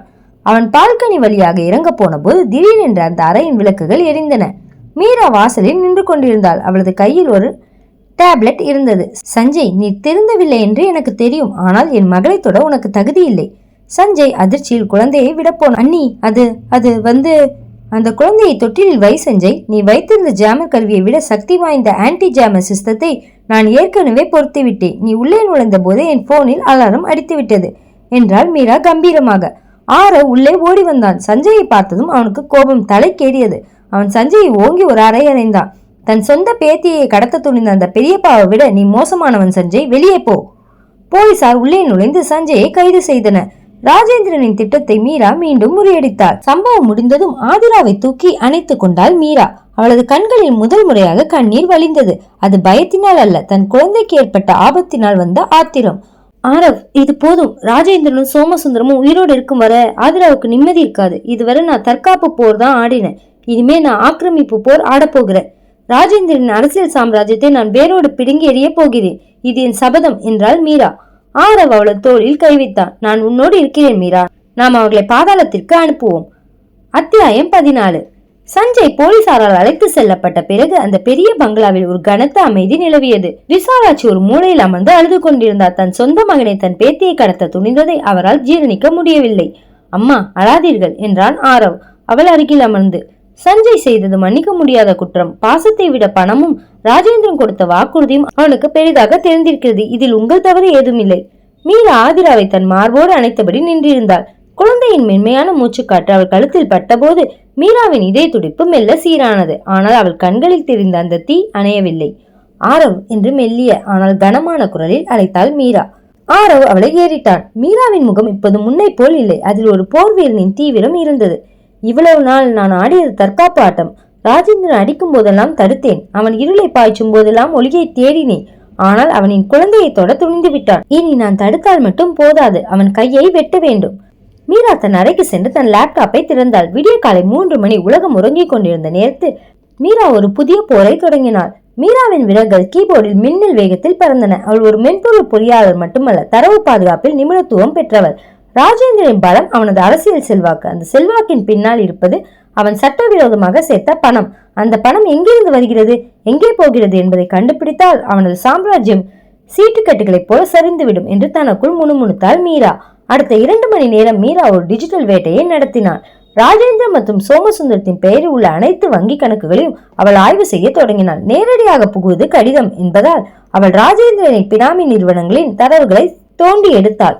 அப்போதுதான் அவள் ஒரு விஷயத்தை கவனித்தாள். RS இன்ஃப்ரா என்ற ஒரு நிறுவனம் கடந்த 5 ஆண்டுகளில் மட்டும் அரசு ஒப்பந்தங்கள் மூலம் பல 100 கோடிகளை சம்பாதித்துள்ளது. அந்த நிறுவனத்தின் இயக்குநர்கள் பட்டியலில் ராஜேந்திரனின் பெயரோ சோமசுந்தரத்தின் பெயரோ இல்லை. ஆனால் அந்த நிறுவனத்தின் சர்வர் IP முகவரி ராஜேந்திரனின் அலுவலக சர்வரோடு இணைக்கப்பட்டிருந்தது. மீரா மெலிதாக புன்னகைத்தாள். சிக்கிக் கொண்டாய் ராஜேந்திரன். மறுநாள் காலை 8 மணி. ராஜேந்திரன் தன் சொகுசு வீட்டில் காஃபி குடித்துக் கொண்டிருந்தார். சஞ்சய் பிடிப்பட்ட செய்தி அவருக்கு இன்னும் எட்டவில்லை. ஆதிரா இன்று தன் கைக்கு வந்து விடுவாள், அதன் மூலம் மீராவை தன் வழிக்கு கொண்டு வரலாம் என்று கனவில் இருந்தார். அப்போது சோமசுந்தரம் பதற்றத்துடன் உள்ளே ஓடி வந்தார். அவர் முகம் வெளுத்து போயிருந்தது. ராஜேந்திரன், பெரிய ஆபத்து, சஞ்சய போலீஸ் பிடிச்சிட்டாங்க, அவன் எல்லாத்தையும் சொல்லிட்டான்னு நினைக்கிறேன், இப்போதான் நியூஸ்ல வருது என்றார் சோமு. ராஜேந்திரன் அதிர்ச்சியில் எழுந்தார். என்னது, சஞ்சய் பிடிபட்டானா? அந்த முட்டாள் எப்படி மாட்டினா? அந்த மீரா அவன் முன்னாடியே பிளான் பண்ணி அலாரம் வச்சிருக்கா. இப்போ சஞ்சய் ஜெயில இருக்கான். அது மட்டும் இல்ல ராஜேந்திரன், இப்போ ஒரு மெயில் வந்திருக்கு, நம்ம RS இன்ஃப்ரா எல்லா அக்கௌண்ட்ஸும் பிளாக் செய்யப்பட்டிருக்கான். ராஜேந்திரன் கையில் இருந்த காஃபி கோப்பை கீழே விழுந்து சிதறியது. என்ன சொல்கிறாய்? அந்த கம்பெனிக்கும் எனக்கும் சம்பந்தம் இருக்குன்னு யாருக்குமே தெரியாதே, அதை எப்படி பிளாக் பண்ண முடியும்? யாரோ ஒரு ஹேக்கர் அந்த கம்பெனியோட டாக்ஸ் ஃபைல்ஸையும் முறைகேடா நடந்த டிரான்சாக்ஷனையும் இன்கம் டாக்ஸ் டிபார்ட்மெண்ட்டுக்கு அனுப்பிட்டாங்க. இப்போ அதிகாரிங்க நம்ம ஆபீஸ்க்கு வரதா தகவல் என்றார் சோமு நடுங்கும் குரலில். ராஜேந்திரன் பற்களை கடித்தார். இது கண்டிப்பா அந்த மீராவோட வேலைதான். அவ ஒரு சாமானிய பொண்ணு இல்ல, அவ ஒரு விஷ கிருமி. அவளை இப்படியே விட்டா நாம தெருவுக்கு வந்துருவோம். கம்பெனியில் ஆரவும் தர்மலிங்கமும் மீராவை வியப்புடன் பார்த்து கொண்டிருந்தனர். மீரா, நீ எப்படி இதெல்லாம் செய்தாய்? ராஜேந்திரன் ரகசிய நிறுவனங்களை எப்படி கண்டுபிடித்தாய் என்று கேட்டான் ஆரவ். மீரா தன் லேப்டாப்பை ஆரவிடம் காட்டினார். ஆரவ், ராஜேந்திரன் போன்றவர்கள் எவ்வளவுதான் ஜாக்கிரதையாக இருந்தாலும் தொழில்நுட்ப ரீதியாக அவர்கள் இன்னும் பழைய காலத்தில் தான் இருக்கிறார்கள். அவர்கள் பயன்படுத்தும் பாஸ்வேர்டுகள் முதல் அவர்களின் பண பரிமாற்றங்களை எல்லாவற்றிலும் ஒரு தடம் இருக்கும். நான் அந்த தடத்தை பின்தொடர்ந்தேன். தர்மலிங்கம் வியந்து நின்றார். அம்மா, நீங்க வெறும் இன்ஜினியர் மட்டும் இல்ல, எங்க கம்பெனியோட காவல் தெய்வம். மீரா சொன்னாள். இன்னும் போர் முடியவில்லை தர்மலிங்கம் ஐயா, இது ஆரம்பம்தான். ராஜேந்திரன் இப்போது ஆத்திரத்தில் இருப்பான். அவன் காயம்பட்ட புலி போல தாக்குவான். அந்த தாக்குதலுக்கு முன் நாம் அவனை முற்றிலுமாக முடக்க வேண்டும். மீரா ஒரு பெரிய அறிவிப்பை செய்தாள். ஆரவ், இன்று மாலை நான் ஒரு பிரஸ் மீட் ஏற்பாடு செய்திருக்கிறேன். ராஜேந்திரனின் மொத்த ஊழலையும் ஆதாரங்களுடன் ஊடகங்களுக்கு முன்னால் வைக்கப் போகிறேன். அவனது அரசியல் வாழ்க்கை இன்றுடன் முடிவுக்கு வரும். அத்தியாயம் 15. ராஜேந்திரனின் வீட்டில் வரவேற்பறையில் பதற்றம் கனத்து நின்றது. தன் வாழ்நாளில் சந்திக்காத ஒரு நெருக்கடியை அவர் இப்போது சந்தித்துக் கொண்டிருந்தார். RS இன்ஃப்ரா நிறுவனத்தின் வங்கி கணக்குகள் முடக்கப்பட்ட செய்தி ஒரு காட்டுத்தீயை போல அரசியல் வட்டாரத்தில் பரவி இருந்தது. ராஜேந்திரன், இன்கம் டாக்ஸ் ஆபீசர்ஸ் நம்ம பழைய ரெக்கார்ட்ஸ் எல்லாத்தையும் கேட்கிறாங்க. அந்த மீரா அனுப்பியிருக்கிற டேட்டா ரொம்ப துல்லியமா இருக்கு. நம்ம பினாமி டிரான்சாக்ஷன்ஸ், வெளிநாட்டுல பண்ண முதலீடுன்னு எல்லாத்தையும் அவர் டீகோட் பண்ணிட்டா என்றார் சோமு வியர்வையை துடைத்தபடி. ராஜேந்திரன் தன் செல்போனை ஓங்கி சுவரில் எறிந்தார். அது சுக்குநூறாக உடைந்தது. அந்த பெண் அவளை ஒரு சாதாரணமானவள் என்று நினைத்ததுதான் நான் செய்த மிகப்பெரிய தவறு. சோமு அவளை வெறும் சாப்ட்வேர் இன்ஜினியராக பார்த்தோம். ஆனால் அவள் ஒரு டிஜிட்டல் கொலையாளி. என் அரசியல் வாழ்க்கையே கிள்ளி எறிய பார்க்கிறாள். இப்போ என்ன பண்றது? பிரஸ் மீட்ல அவ ஆதாரங்களை ரிலீஸ் பண்ணிட்டா நம்ம கட்சி தலைமை நம்மளை கைவிட்டுடும். அப்புறம் நம்மளை யாராலையும் காப்பாற்ற முடியாது என்றார் சோமு. ராஜேந்திரனின் கண்களில் ஒரு குரூரமான ஒளி மின்னியது. அவ பிரஸ் மீட் நடத்தினால் தானே அவளை அங்கேயே வரவிடாமல் தடுத்தால்? சோமு, அந்த மீராவுக்கு ஒரு விஷயம் தெரியாது. டிஜிட்டல் உலகத்துல அவ ராஜாவா இருக்கலாம், ஆனா இந்த நிஜ உலகத்துல அதிகாரம், ரவுடிசம், பயம் இதுதான் ஆட்சி செய்யும். அவளை தீர்த்து கட்டுவதுதான் இப்போ இருக்கிற ஒரே வழி. மறுபுறம் ஆரவின் வீட்டில் மீரா தீவிரமாக தயாராகி கொண்டிருந்தார். அவளது லேப்டாப்பில் பல போல்டர்ஸ் வரிசையாக இருந்தன. ஒவ்வொன்றும் ராஜேந்திரன் ஒரு ஊழலை பறைசாற்றும் ஆதாரங்கள். மீரா, இது ரொம்ப ஆபத்தான காரியம். ராஜேந்திரன் சும்மா இருக்க மாட்டான். அவன் ஆட்கள் எல்லா இடத்துலயும் இருப்பாங்க. நீ நேர்ல போய் தான் இதை சொல்லணுமா? ஆன்லைன்ல ரிலீஸ் பண்ணிடலாமே என்றான் ஆரவ் கவலையுடன். மீரா அவன் கைகளை பற்றினாள். ஆரவ், ஆன்லைன்ல ரிலீஸ் பண்ணினா அவன் அதை ஃபேக் அல்லது மாஃபிங் என்று சொல்லி தப்பித்து விடுவான். அவன் நேரில் நின்று ஊடகங்களுக்கு முன்னால் இந்த ஆதாரங்களை விளக்கும் போது அந்த தாக்கம் மிக பெரியதாக இருக்கும். ஒரு அம்மாவாகவும் ஒரு தொழில் முனைவோராகவும் நான் பேசுவது மக்களின் மனதை தொடும். அவனால் மறுக்கவே முடியாத அளவுக்கு உண்மைகள் வெளியே வர வேண்டும். அப்போது தர்மலிங்கம் ஐயா உள்ளே வந்தார். அம்மா, பிரஸ் கிளப் வாசல்ல நிறைய சந்தேகமான ஆட்கள் நடமாடுறாங்கன்னு எனக்கு தகவல் வந்திருக்கு. போலீஸ் பாதுகாப்பு கேட்டிருக்கோம். ஆனா ராஜேந்திரனோட ஆதிக்கம் அங்கேயும் இருக்க வாய்ப்பு இருக்கு. மீரா சிறிது யோசித்தாள். அப்படி என்றால் நாம் ஒரு மாற்று திட்டம் வைத்திருக்க வேண்டும். ஆரவ், நாம் பிரஸ் கிளப்பிற்கு செல்லும் வழியை மாற்ற வேண்டும். நான் ஒரு காரில் செல்வேன், நீங்கள் வேறொரு காரில் ஆதிராவை பாதுகாப்பாக அழைத்து கொண்டு கம்பெனிக்கு செல்லுங்கள். உன்னை தனியாக விடமாட்டேன் மீரா என்றான் ஆரவ் உறுதியாக. தனிமைதான் என் பலம் ஆரவ். நான் கையில் வைத்திருக்கும் இந்த டேப்லெட் தான் என் ஆயுதம், கவலைப்படாதீர்கள் என்றாள் மீரா. மாலை 4 மணி. மீரா ஒரு வெள்ளை நிற காரில் பிரஸ் கிளப்பை நோக்கி புறப்பட்டாள். அவளது காருக்கு பின்னால் ஒரு பாதுகாப்பு வாகனம் சென்றது. ஆனால் வழியில் ஒரு குறுகிய பாலத்தில் செல்லும் போது திடீரென்று ஒரு லாரி குறுக்கே வந்து நின்றது. மீராவின் கார் நின்றது. சட்டென்று நாலாபுரம் இருந்தும் கருப்பு நிற கண்ணாடிகள் கொண்ட 3 கார்கள் வந்து மீராவின் காரை சூழ்ந்தன. அதிலிருந்து கையில் ஆயுதங்களுடன் சில ஆட்கள் இறங்கினர். ராஜேந்திரனின் ஆட்கள் அவர்கள் காரின் கண்ணாடியை உடைக்க முயன்றனர். வெளியே வாடி, இல்லனா காரோட சேர்த்து கொளுத்திடுவோம் என்று ஒருவன் கத்தினான். மீரா உள்ளே அமைதியாக இருந்தால். அவள் பயப்படவில்லை. மாறாக அவளது முகத்தில் ஒரு புன்னகை இருந்தது. அவள் தன் லேப்டாப்பில் ஒரு பட்டனை அழுத்தினாள். திடீரென்று மீராவின் காரின் மேற்கூரையிலிருந்து ஒரு சிறிய ட்ரோன் பறக்க தொடங்கியது. அந்த ட்ரோனில் இருந்த கேமரா அங்கிருந்த அனைவரின் முகங்களையும் காரின் நம்பர் பிளேட்களையும் நேரடியாக சமூக வலைதளங்களிலும் செய்தி நிறுவனங்களுக்கும் லைவ் ஸ்ட்ரீமிங் செய்ய தொடங்கியது. நீங்கள் இப்போது உலகிற்கு தெரிய போகிறீர்கள் என்று மீரா காரின் மைக் மூலம் வெளியில் கேட்டபடி சொன்னார். அங்கிருந்த ரவுடிகள் திகைத்தனர். என்னடா இது, நம்மள டிவில காட்டுறாங்களா? அடுத்த சில நிமிடங்களில் போலீஸ் சைரன் சத்தம் கேட்டது. மீரா ஏற்கனவே அந்த ட்ரோன் மூலம் போலீஸ் கட்டுப்பாடு அறைக்கு தனது இருப்பிடத்தை அனுப்பிவிட்டாள். ரவுடிகள் அங்கிருந்து தப்பி ஓட முயன்றனர். ஆனால் போலீஸ் அவர்களை சூழ்ந்து கொண்டது. மீரா பிரஸ் கிளப்பை அடைந்த போது அங்கே கேமராக்களின் வெளிச்சம் அவளை சூழ்ந்தது. அவள் மேடையில் ஏறி அமர்ந்தாள். வணக்கம், நான் மீரா ஆரவ். இன்று நான் இங்கே வந்திருப்பது ஒரு தனிப்பட்ட பகையை தீர்த்து கொள்ள அல்ல. அரசியலையும் அதிகாரத்தையும் பயன்படுத்தி ஒரு நேர்மையான தொழிலதிபரையும் ஒரு குடும்பத்தையும் எப்படி அழிக்க முயல்கிறார்கள் என்பதை உலகிற்கு சொல்ல வந்திருக்கிறேன். மீரா ஒவ்வொரு ஆதாரமாக திரையில் காட்டத் தொடங்கினார். முறைகேடான டெண்டர்கள். ராஜேந்தர் தனது அதிகாரத்தை பயன்படுத்தி 500 கோடி ரூபாய் மதிப்புள்ள சாலை பணிகளை தனது பினாமி நிறுவனத்திற்கு ஒதுக்கிய ஆவணங்கள். பண சலவை. அந்த பணம் எப்படி வெளிநாட்டு வங்கி கணக்குகளுக்கு மாற்றப்பட்டது என்பதற்கான டிஜிட்டல் ட்ரையல்.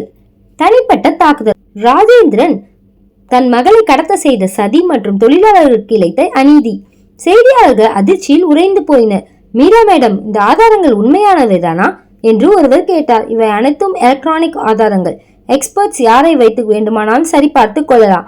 ராஜேந்திரனின் வீழ்ச்சி இங்கிருந்து தொடங்குகிறது என்றால் மீரா கம்பீரமாக. பிரஸ் மீட் முடியும் போது ராஜேந்திரனின் கைது வாரண்ட் தயாராகிவிட்டதாக செய்தி வந்தது. அன்று இரவு ராஜேந்திரனும் சோமுவும் தலைமறைவாக முயன்ற போது எல்லையிலே போலீசார் அவர்களை பிடித்தனர். டிவியில் அந்த செய்தியை பார்த்து கொண்டிருந்த ஆரவ் மீராவை பெருமையுடன் பார்த்தான். மீரா, நீ சாதித்து விட்டாய், இருளை வென்று விட்டாய் என்றான் ஆரவ். மீரா ஆதிராவை தூக்கி அணைத்தபடி சொன்னாள். இல்லை ஆரவ், இது ஒரு தொடக்கம்தான். இனிமேல் நம் கம்பெனியை ஜப்பான் நாட்டில் இருந்து உலக தரத்திற்கு உயர்த்த வேண்டும். இருள் போயிருக்கலாம், ஆனால் வெளிச்சத்தை தக்க வைப்பதுதான் மிகப்பெரிய சவால். மீராவின் கண்கள் வருங்காலத்தின் வெற்றிகளை நோக்கி பிரகாசித்தன. அத்தியாயம் 16. ராஜேந்திரனின் வீழ்ச்சி ஊர் முழுவதும் ஒரு நிம்மதி பெருமூச்சை வரவழைத்தது. ஆனால் மீராவுக்கு தெரியும், ஒரு பெரிய மரம் சாயும் போது அந்த நிலத்தை அதிர செய்யும் என்று. அந்த அதிர்வு இப்போது ஆரவ் எனர்ஜி சொல்யூஷன்ஸ் நிறுவனத்தை தாக்க தொடங்கியது. விடிய காலை 4 மணி. மீரா வழக்கம் போல் தனது லேப்டாப்பில் ஜப்பான் ஆர்டருக்கான ஷிப்பிங் லாஜிஸ்டிக்ஸ் தரவுகளை சரிபார்த்து கொண்டிருந்தாள். அப்போது திரையில் ஒரு சிவப்பு விளக்கு மின்னியது. ஆரவ், சீக்கிரம் வா என்று கத்தினாள் மீரா. ஆரவ் தூக்க கலக்கத்துடன் ஓடி வந்தான். என்னாச்சு மீரா, மறுபடியும் ராஜேந்திர நாட்கள் யாராவது வந்திருக்காங்களா? இல்லை ஆரவ், இது அதை விட மோசமானது. யாரோ நம் கம்பெனியின் மெயின் சர்வருக்குள்ள புகுந்து நாம் ஜப்பானுக்கு அனுப்ப வேண்டிய பேட்டரிகளின் டிசைன் ப்ளூ பிரிண்ட் கோப்புகளை திருட முயல்கிறார்கள். இது ஒரு சைபர் அட்டாக். ஆரவ் அதிர்ந்தான். என்ன சொல்கிறாய்? ராஜேந்திரன் தான் ஜெயிலில் இருக்கிறானே, அப்புறம் யார் இதை செய்வது? மீராவின் விரல்கள் கீபோர்டில் நாட்டியம் ஆடின. இது ராஜேந்திரன் போன்ற உள்ளூர் அரசியல்வாதிகளின் வேலை இல்லை ஆரவ். இது ஒரு சர்வதேச கார்ப்பரேட் சதி. அந்த ஹேக்கரின் ஐபி முகவரியை பார்த்தால் அது சிங்கப்பூரில் இருந்து இயக்கப்படுவது போல தெரிகிறது. அவர்கள் நம்மிடம் இருக்கும் லித்தியம் அயன் பிளஸ் தொழில்நுட்பத்தை திருட பார்க்கிறார்கள். மறுநாள் காலை கம்பெனிக்கு ஒரு விலையுயர்ந்த கருப்பு நிற கார் வந்து நின்றது. அதிலிருந்து இறங்கியவன் ராம் கனோஜி. இந்தியாவின் மிகப்பெரிய பேட்டரி உற்பத்தி நிறுவனமான மனோஜி குரூப்ஸ் நிறுவனத்தின் வாரிசு. அவன் நேரடியாக ஆரவின் அறைக்குள் நுழைந்தான். மிஸ்டர் ஆரவ், வாழ்த்துக்கள். ராஜேந்திரன் போன்ற ஒரு முட்டாளை வீழ்த்தியதற்கு பாராட்டுக்கள். ஆனால் பிசினஸ் என்பது அரசியல் அல்ல என்றான் ராம் ஏளனமாக. ஆரவ் அவனை பார்த்தான். நீங்கள் யார்? இங்கே என்ன வேலை? நான் ராம், உங்கள் கம்பெனியை வாங்க வந்திருக்கிறேன். உங்கள் ஜப்பான் ஆர்டர், உங்கள் சோலார் டெக்னாலஜி எல்லாவற்றையும் சேர்த்து 500 கோடி ரூபாய் தருகிறேன். இதை வாங்கிக் கொண்டு நீங்கள் நிம்மதியாக உங்கள் மனைவியுடனும் குழந்தையுடனும் வெளிநாட்டுக்கு சென்று விடுங்கள். இல்லை என்றால்? மீரா உள்ளே நுழைந்தாள். இல்லை என்றால் என்ன செய்வீர்கள் மிஸ்டர் ராம்? நேற்றிரவு எங்கள் சர்வரை ஹேக் செய்ய முயன்றது உங்கள் ஆட்கள் தானே? ராம் சிரித்தான். புத்திசாலி பெண். ஆமாம், அது ஒரு ட்ரைலர் தான். உங்களிடம் இருக்கும் அந்த புதிய பேட்டரி ஃபார்முலா எனக்கு தேவை. அதை நீங்கள் தரவில்லை என்றால் உங்கள் கம்பெனி மீது காப்புரிமை மீறல் வழக்கு தொடர்வேன். என்னிடம் பெரிய வக்கீல் பட்டாளமே இருக்கிறது. மீரா அவனது கண்களை பார்த்து கேட்டாள். காப்புரிமையா? அந்த தொழில்நுட்பத்தை நான் சொந்தமாக உருவாக்கினேன். இதில் நீங்கள் எப்படி உரிமை கோர முடியும்? சட்டம் என்பது உண்மை பக்கம் இருக்காது மீரா. அதிகாரம் யார் பக்கம் இருக்கிறதோ அங்கேதான் இருக்கும், யோசித்துக் கொள்ளுங்கள் என்று கூறிவிட்டு ராம் வெளியேறினான்.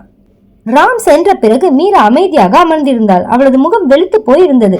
ஆரவ் அவள் அருகே சென்றான். மீரா, ஏன் இப்படி பயப்படுகிறாய்? நாம் உண்மையாக இருக்கும்போது கவலைப்பட தேவையில்லை என்றான் ஆரவ்.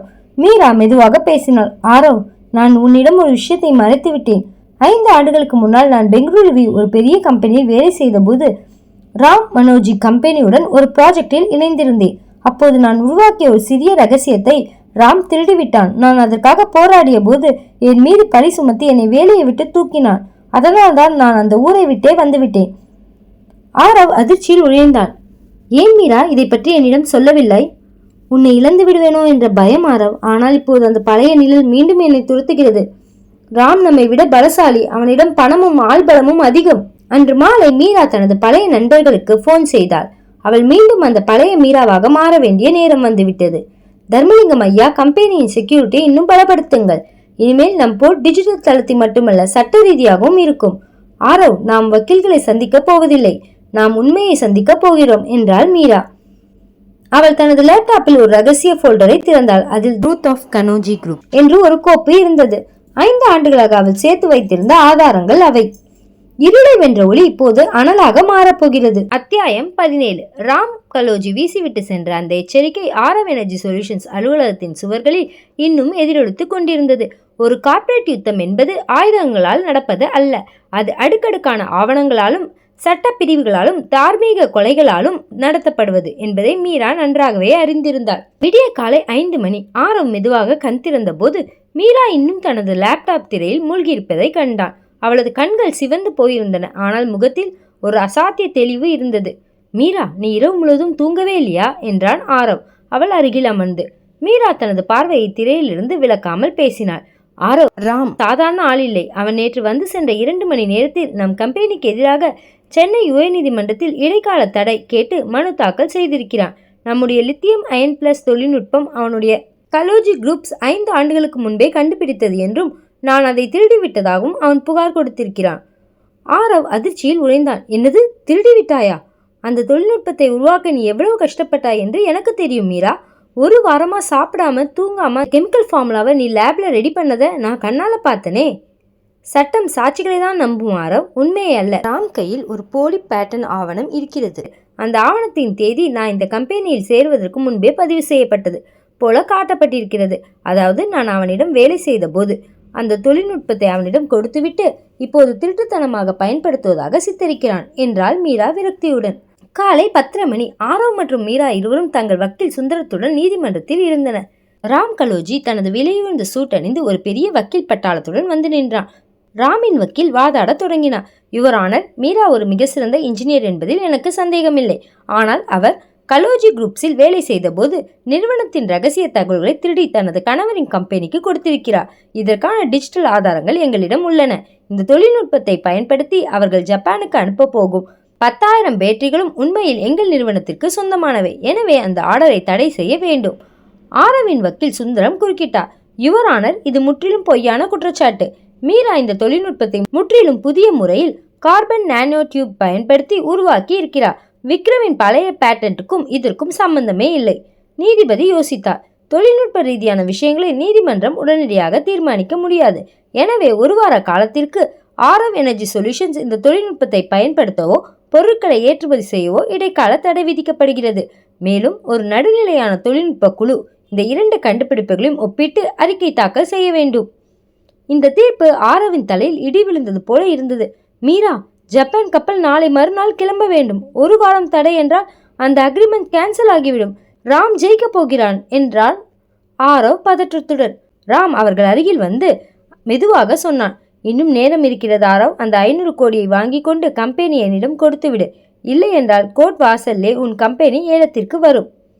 வீட்டிற்கு திரும்பியது மீரா அமைதியாக ஒரு மூலையில் அமர்ந்தாள். அவள் மூளை இப்போது ஒரு சூப்பர் கம்ப்யூட்டரை போல வேலை செய்து கொண்டிருந்தது. ஆரவ், ராம் ஒரு தப்பு செய்து விட்டான் என்றாள் மீரா திடீரென்று. என்ன சொல்கிறாய்? அவன் காட்டிய அந்த போலி பேட்டன்ட் ஆவணத்தின் தேதியை கவனித்தாயா? 2021 செப்டம்பர் 12 என்று இருந்தது. அன்று நான் கலோஜி குரூப்ஸில் இல்லை. நான் ஒரு விபத்தில் சிக்கி மருத்துவமனையில் இருந்த காலம் அது. என்னால் பேனா கூட பிடிக்க முடியாது. அந்த நேரத்தில் நான் எப்படி அந்த ஆவணத்தில் கையெழுத்திட்டிருக்க முடியும்? ஆரவின் கண்களில் ஒரு ஒளி மின்னியது. அப்படியென்றால் அந்த கையெழுத்து போலி. ஆமாம், ஆனால் அதைவிட ஒரு பெரிய ரகசியம் அந்த ஆவணத்தில் ஒளிந்திருக்கிறது. ராம் காட்டிய அந்த டிஜிட்டல் ஃபைலை நான் ஸ்கேன் செய்தேன். அந்த ஃபைலின் மெட்டாடேட்டா படி அந்த ஆவணம் உண்மையிலே உருவாக்கப்பட்ட தேதி நேற்றைய இரவு. அவன் பழைய தேதியை போட்டு பேக் டேட் செய்திருக்கிறான். மீரா உடனே தனது பழைய தோழி ஸ்வேதாவிற்கு ஃபோன் செய்தார். ஸ்வேதா பெங்களூருவில் ஒரு பெரிய சைபர் கிரைம் இன்வெஸ்டிகேட்டராக இருக்கிறார். ஸ்வேதா, எனக்கு ஒரு உதவி வேண்டும். கலோஜி குரூப்ஸின் மெயின் சர்வரில் இருந்து 2021 நடந்த இமெயில் பரிமாற்றங்களை மீட்க முடியுமா? மறுநாள் காலை கம்பெனியில் வேலைகள் முடங்கி கிடந்தன. தொழிலாளர்கள் சோகமாக இருந்தனர். மீரா கம்பெனியின் சிசிடிவி கேமராக்களை ஆய்வு செய்து கொண்டிருந்தார். ராம்க்கு நம் கம்பெனியின் ரகசியங்கள் எப்படி தெரிந்தன என்பதுதான் அவளது கேள்வி. அப்போது அவள் ஒரு காட்சியை கவனித்தாள். நம் கம்பெனி சீனியர் டெக்னீஷியன் ரகு நள்ளிரவில் சர்வர் ரூமுக்குள் செல்வதும் ஒரு பென்டிரைவை பயன்படுத்துவதும் பதிவாகியிருந்தது. மீரா ரகுவை தனது அறைக்கு அழைத்தாள். ஆரவும் அங்கே இருந்தான். ரகு, நீ இங்கே 10 வருஷமா இருக்க, ஏன் இப்படி செய்தாய் என்று கேட்டான் ஆரவ் வேதனையுடன். ரகு நடுங்கினான். ஐயா, மன்னிச்சிடுங்க, என் பொண்ணுக்கு ஆபரேஷன் பண்ண 20 லட்சம் தேவை. ராம் ஆட்கள் சொன்னாங்க. அவங்க கேட்ட டேட்டாவை கொடுத்தா காசு தரதா சொன்னாங்க. நான் வேற வழி இல்லாம. மீரா ரகுவின் கையை பற்றினாள். ரகு, பணத்திற்காக உன் நேர்மையை விற்காதே. உன் பொண்ணு ஆபரேஷனுக்கு நான் பணம் தருகிறேன். ஆனால் நீ எங்களுக்கு ஒரு உதவி செய்ய வேண்டும். ராம் உன்னிடம் என்ன கேட்டான் என்பதை அப்படியே வாக்குமூலமாக தர வேண்டும். 1 வாரம் கழித்து மீண்டும் நீதிமன்றம் கூடியது. ராம் வெற்றி களப்பில் இருந்தான். தொழில்நுட்ப குழுவின் அறிக்கை சமர்ப்பிக்கப்பட்டது. யுவரான 2 தொழில்நுட்பங்களும் 90% ஒத்துப்போகின்றன. எனவே இது திருடப்பட்ட தொழில்நுட்பமே என்றார் ராமின் வக்கீல். மீரா எழுந்து நின்றாள். யுவரான, நான் ஒரு முக்கியமான ஆதாரத்தை சமர்ப்பிக்க விரும்புகிறேன். ராம் காட்டிய ஆவணங்கள் அனைத்தும் ஃபோர்ஜரி செய்யப்பட்டவை. இதோ அந்த ஆவணம் உருவாக்கப்பட்ட உண்மையான டிஜிட்டல் சான்றிதழ். மேலும் எங்கள் கம்பெனி ஊழியர் ரகுவின் வாக்குமூலம். இது ராம் எப்படி திருட்டுத்தனமாக தகவல்களை பெற முயன்றார் என்பதற்கு இதுவே சாட்சி. அப்போது மீரா ஒரு குண்டை போட்டாள். யுவரான, விக்ரம் காட்டிய அந்த தொழில்நுட்பமே உண்மையில் ஒரு பிழை கொண்டது. அதில் ஒரு சிறிய எலக்ட்ரோலைட் குறைபாடு இருக்கிறது. அதை அப்படியே அவர் காப்பி செய்தால் அவர் தயாரிக்கும் பேட்டரிகள் இன்னும் 2 மாதங்களில் தானாகவே வெடிக்க தொடங்கும். இதோ அதற்கான லேப் ரிப்போர்ட். ராம் முகம் வெளுத்து போனது. நீதிமன்றமே நிசப்தமானது. நீதிபதி உத்தரவிட்டார். ராம் கலோஜி மனு தள்ளுபடி செய்யப்படுகிறது. போலி ஆவணங்களை தயாரித்ததற்காக அவர் மீது கிரிமினல் வழக்கு தொடர பரிந்துரைக்கிறேன். ஆரவ் எனர்ஜி சொல்யூஷன்ஸ் மீதான தடை நீக்கப்படுகிறது. நீதிமன்றத்திற்கு வெளியே வந்த மீராவை தொழிலாளர்கள் சூழ்ந்து கொண்டனர். ஜப்பான் ஆர்டருக்கான லாரிகள் தயாராக இருந்தன. மீரா, நீ ஒரு வக்கீலை விட சிறப்பாக வாதாடிவிட்டாய் என்றான் ஆரவ் பெருமையுடன்.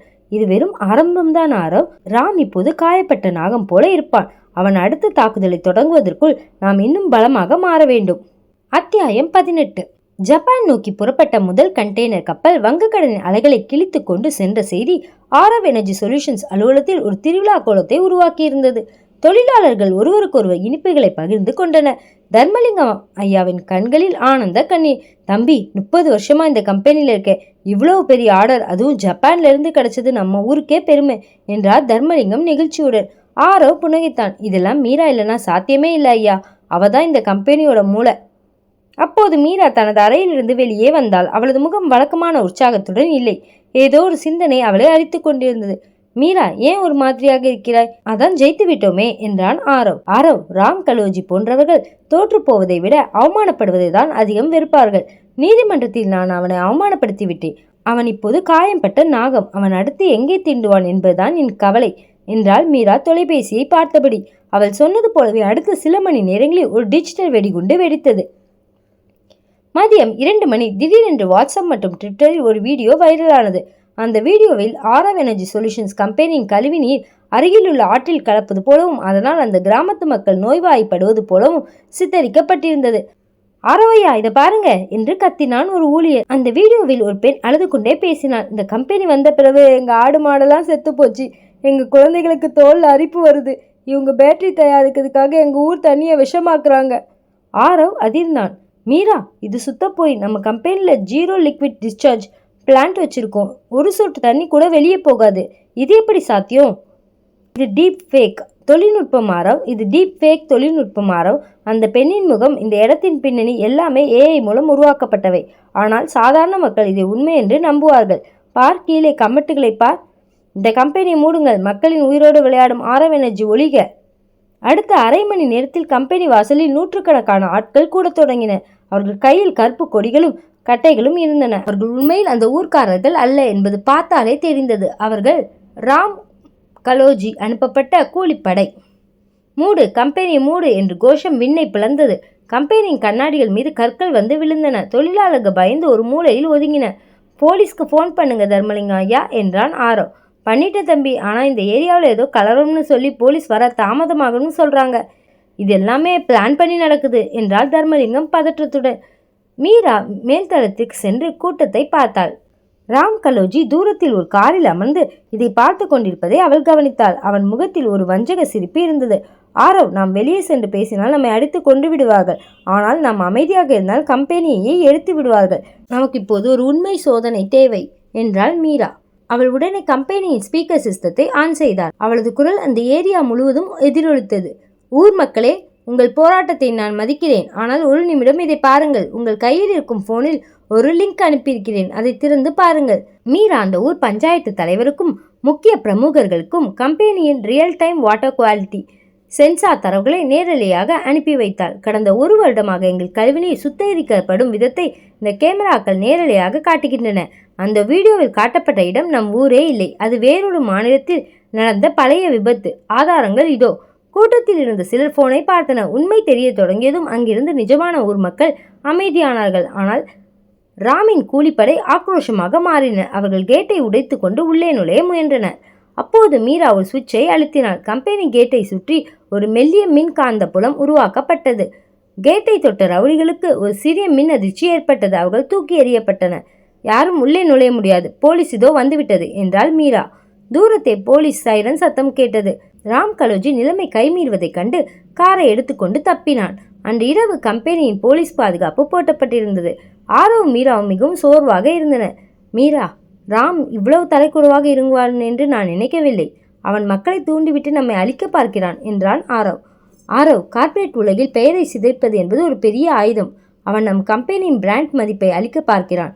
நாளை காலையில் ஜப்பான் பார்ட்னர்ஸ் இதை பார்த்தால் நம்ம அக்ரிமெண்ட்டை கேன்சல் செய்து விடுவார்கள் என்றாள் மீரா. அப்படி என்றால் நாம் என்ன செய்ய போகிறோம்? மீரா ஒரு ஃபைலை திறந்தாள். ராம் நம் மீது நச்சுக்காயற்றை பாய்ச்சுகிறான். நாம் அவனது வேருக்கே வெந்நீர் ஊற்றப் போகிறோம். ராமின் கம்பெனி கடந்த 2 வருடங்களாக அரசுக்கு தெரியாமல் டாக்ஸிக் வேஸ்ட் எனப்படும் அபாயகரமான கழிவுகளை ரகசியமாக ஆற்றில் கலப்பதற்கான ஆதாரங்களை நான் சேகரித்து விட்டேன். அவன் நம் மீது சுமத்திய அதே பழியை அவன் செய்த உண்மையான குற்றங்களை வைத்து உலகிற்கு சொல்லப் போகிறோம். திடீரென்று மீராவின் போன் அடித்தது. அது ஒரு அன்னோன் நம்பர். அண்ணி, நான் சஞ்சய் பேசுகிறேன் என்றது ஒரு நடுங்கும் குரல். சஞ்சய் சிறையில் இருப்பான் என்று நினைத்த ஆரவ் அதிர்ச்சியுடன் போனை பார்த்தான். சஞ்சய், நீ எப்படி வெளியே வந்தாய்? அண்ணா, ராம் கலோஜி எனக்கு ஜாமீன் வாங்கி தந்தார். ஆனால் அவர் என்னை திருந்த சொல்லவில்லை. அண்ணியை கொல்ல ஒரு பிளான் பண்ணியிருக்காரு. நாளைக்கு நீங்கள் ஜப்பான் பார்ட்னர்ஸை சந்திக்க போகும்போது ஒரு ஆக்சிடென்ட் நடக்கும். தயவு செஞ்சு போகாதீங்க அண்ணா. நான் செய்த தப்புக்கு இதுதான் என் பிராய்ச்சித்தம் என்று சொல்லிவிட்டு போனை துண்டித்தான் சஞ்சய். ஆரவும் மீராவும் ஒருவரைக்கொருவர் பார்த்து கொண்டனர். மறுநாள் காலை ஜப்பான் பிரதிநிதிகள் தங்கும் ஹோட்டலுக்கு மீராவும் ஆரவும் காரில் புறப்பட்டனர். வழியில் ஒரு பெரிய லாரி அவர்களை பின்தொடர்ந்தது. ஆரவ், லாரி நம்மை நெருங்குகிறது கத்தினாள் மீரா. ஆரவ் காரை வேகமாக ஓட்டினான். ஆனால் அந்த லாரி விடாமல் துரத்தியது. ஒரு வளைவில் லாரி காரை மோத முற்பட்ட போது மீரா ஒரு ரிமோட்டை அழுத்தினாள். திடீரென்று சாலையின் ஓரத்தில் இருந்த ஒரு கார் குறுக்கே வந்து லாரியின் வேகத்தை தடுத்தது. அந்த காரில் இருந்தது சஞ்சய். லாரி சஞ்சயின் காரில் மோதியது. மீரா மற்றும் ஆரவின் கார் உயிர் தப்பியது. சஞ்சய் என்று அலறினான் ஆரவ். சஞ்சய் இரத்த வெள்ளத்தில் கிடத்தான். அவன் தனது உயிரையும் பணயம் வைத்து அண்ணனையும் அண்ணியையும் காப்பாற்றினான். ராம் கலோஜியின் சதி மீண்டும் முறியடிக்கப்பட்டது. ஆனால் அதற்கு ஒரு பெரிய விலை கொடுக்கப்பட்டது. அத்தியாயம் 19. சாலையின் ஓரத்தில் சஞ்சயின் கார் உருக்குலைந்து கிடந்தது. இரத்த வெள்ளத்தில் மயங்கி கிடந்த சஞ்சயை தூக்கி கொண்டு ஆரவ் அலறினான். மீரா பதற்றத்துடன் ஆம்புலன்ஸிற்கு போன் செய்தார். ராம் கலோஜி அனுப்பிய அந்த லாரி டிரைவர் அங்கிருந்து தப்பி ஓடிவிட்டான். சஞ்சய், கண்ணை திறடா சஞ்சய். ஆரவின் கண்கள் கலங்கின. சஞ்சய் மெல்ல கண்களை திறந்தான். அவனது உதடுகளில் ஒரு பலவீனமான புன்னகை. அண்ணா, நான் செய்த பாவத்துக்கு இதுதான் தண்டனை. அண்ணிய பத்திரமா பார்த்துக்கோங்க. அவன் மீண்டும் மயக்கமடைந்தான். ஆம்புலன்ஸ் வந்தது. சஞ்சய் அவசர சிகிச்சை பிரிவில் அனுமதிக்கப்பட்டான். விசாலாட்சி அம்மா மருத்துவமனைக்கு ஓடி வந்து கதறி அழுதார். ஆரவ், அவன் திருந்தான்னு சொன்னானே, அவனை ஏன் இப்படி பண்ணிட்டாங்க என்று கேட்டு அழுதார். மீரா விசாலாட்சியை அணைத்து கொண்டாள். அம்மா, கவலைப்படாதீர்கள். சஞ்சய் எங்களை காப்பாற்றத்தான் தன் உயிரை பணயம் வைத்தான். அவன் ஒரு வீரன். அவனுக்கு ஒன்றும் ஆகாது. ஆனால் மீராவின் உள்ளுக்குள் ஒரு எரிமலை வெடித்து கொண்டிருந்தது. ராம் கலோஜி ஒரு எல்லையை தாண்டி விட்டான். ஒரு குடும்பத்தின் உயிரோடு விளையாடுவதை அவளால் பொறுத்து கொள்ள முடியாது. மறுநாள் காலை ராம் கலோஜி தனது அலுவலகத்தில் அமர்ந்து டிவியை பார்த்து கொண்டிருந்தான். அதில் ஆரவ் எனர்ஜி சொல்யூஷன்ஸ் கம்பெனிக்கு ஏற்பட்ட விபத்து செய்தியாக ஓடிக்கொண்டிருந்தது. சோமு, பார்த்தாயா? நான் சொன்னது போல் அந்த லாரி காரை மோதியிருந்தால் மீராவும் ஆரவும் இன்னொரும் பரலோகம் போயிருப்பார்கள். அந்த சனியன் சஞ்சய் நடுவில் புகுந்து எல்லாவற்றையும் கெடுத்து விட்டான் என்றான் ராம் ஆத்திரத்துடன். சோமு நடுங்கினார். ராம், இது ரொம்ப ஓவரா போகுது.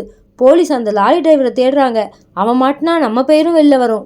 டிரைவர் சாவியை பிடுங்கி எரிந்துவிட்டு ஓடிவிட்டான். அவன் என்னிடம் பணம் வாங்கி கொண்டு தலைமறைவாகிவிட்டான். கவலைப்படாதே, இப்போது ஜப்பான் பார்ட்னர்ஸ் அந்த ஹோட்டலில் காத்து கொண்டிருப்பார்கள். மீரா அங்கே வராவிட்டால் அந்த அக்ரிமெண்ட் கேன்சல் ஆகிவிடும். அப்புறம் ஆரவ் கம்பெனி என் கைக்கு வந்துவிடும் என்றான் ராம் சிரித்தபடி. அப்போது ராமின் செக்ரட்டரி பதற்றத்துடன் ஓடி வந்தாள். சார், வெளியே பாருங்கள். ராம் ஜன்னல் வழியாக பார்த்தான். அவனது கம்பெனி வாசலில் நூற்றுக்கணக்கான ஊடகங்கள் கூடியிருந்தன. ஒரு பெரிய திரையில் மீராவின் முகம் தெரிந்தது. அவள் மருத்துவமனையில் இருந்தே ஒரு லைவ் ஸ்ட்ரீமிங் செய்து கொண்டிருந்தாள். மீரா பேசத் தொடங்கினாள். வணக்கம், நான் மீரா ஆரவ். இன்று நான் ஒரு மனைவியாகவோ ஒரு இன்ஜினியராகவோ பேசவில்லை.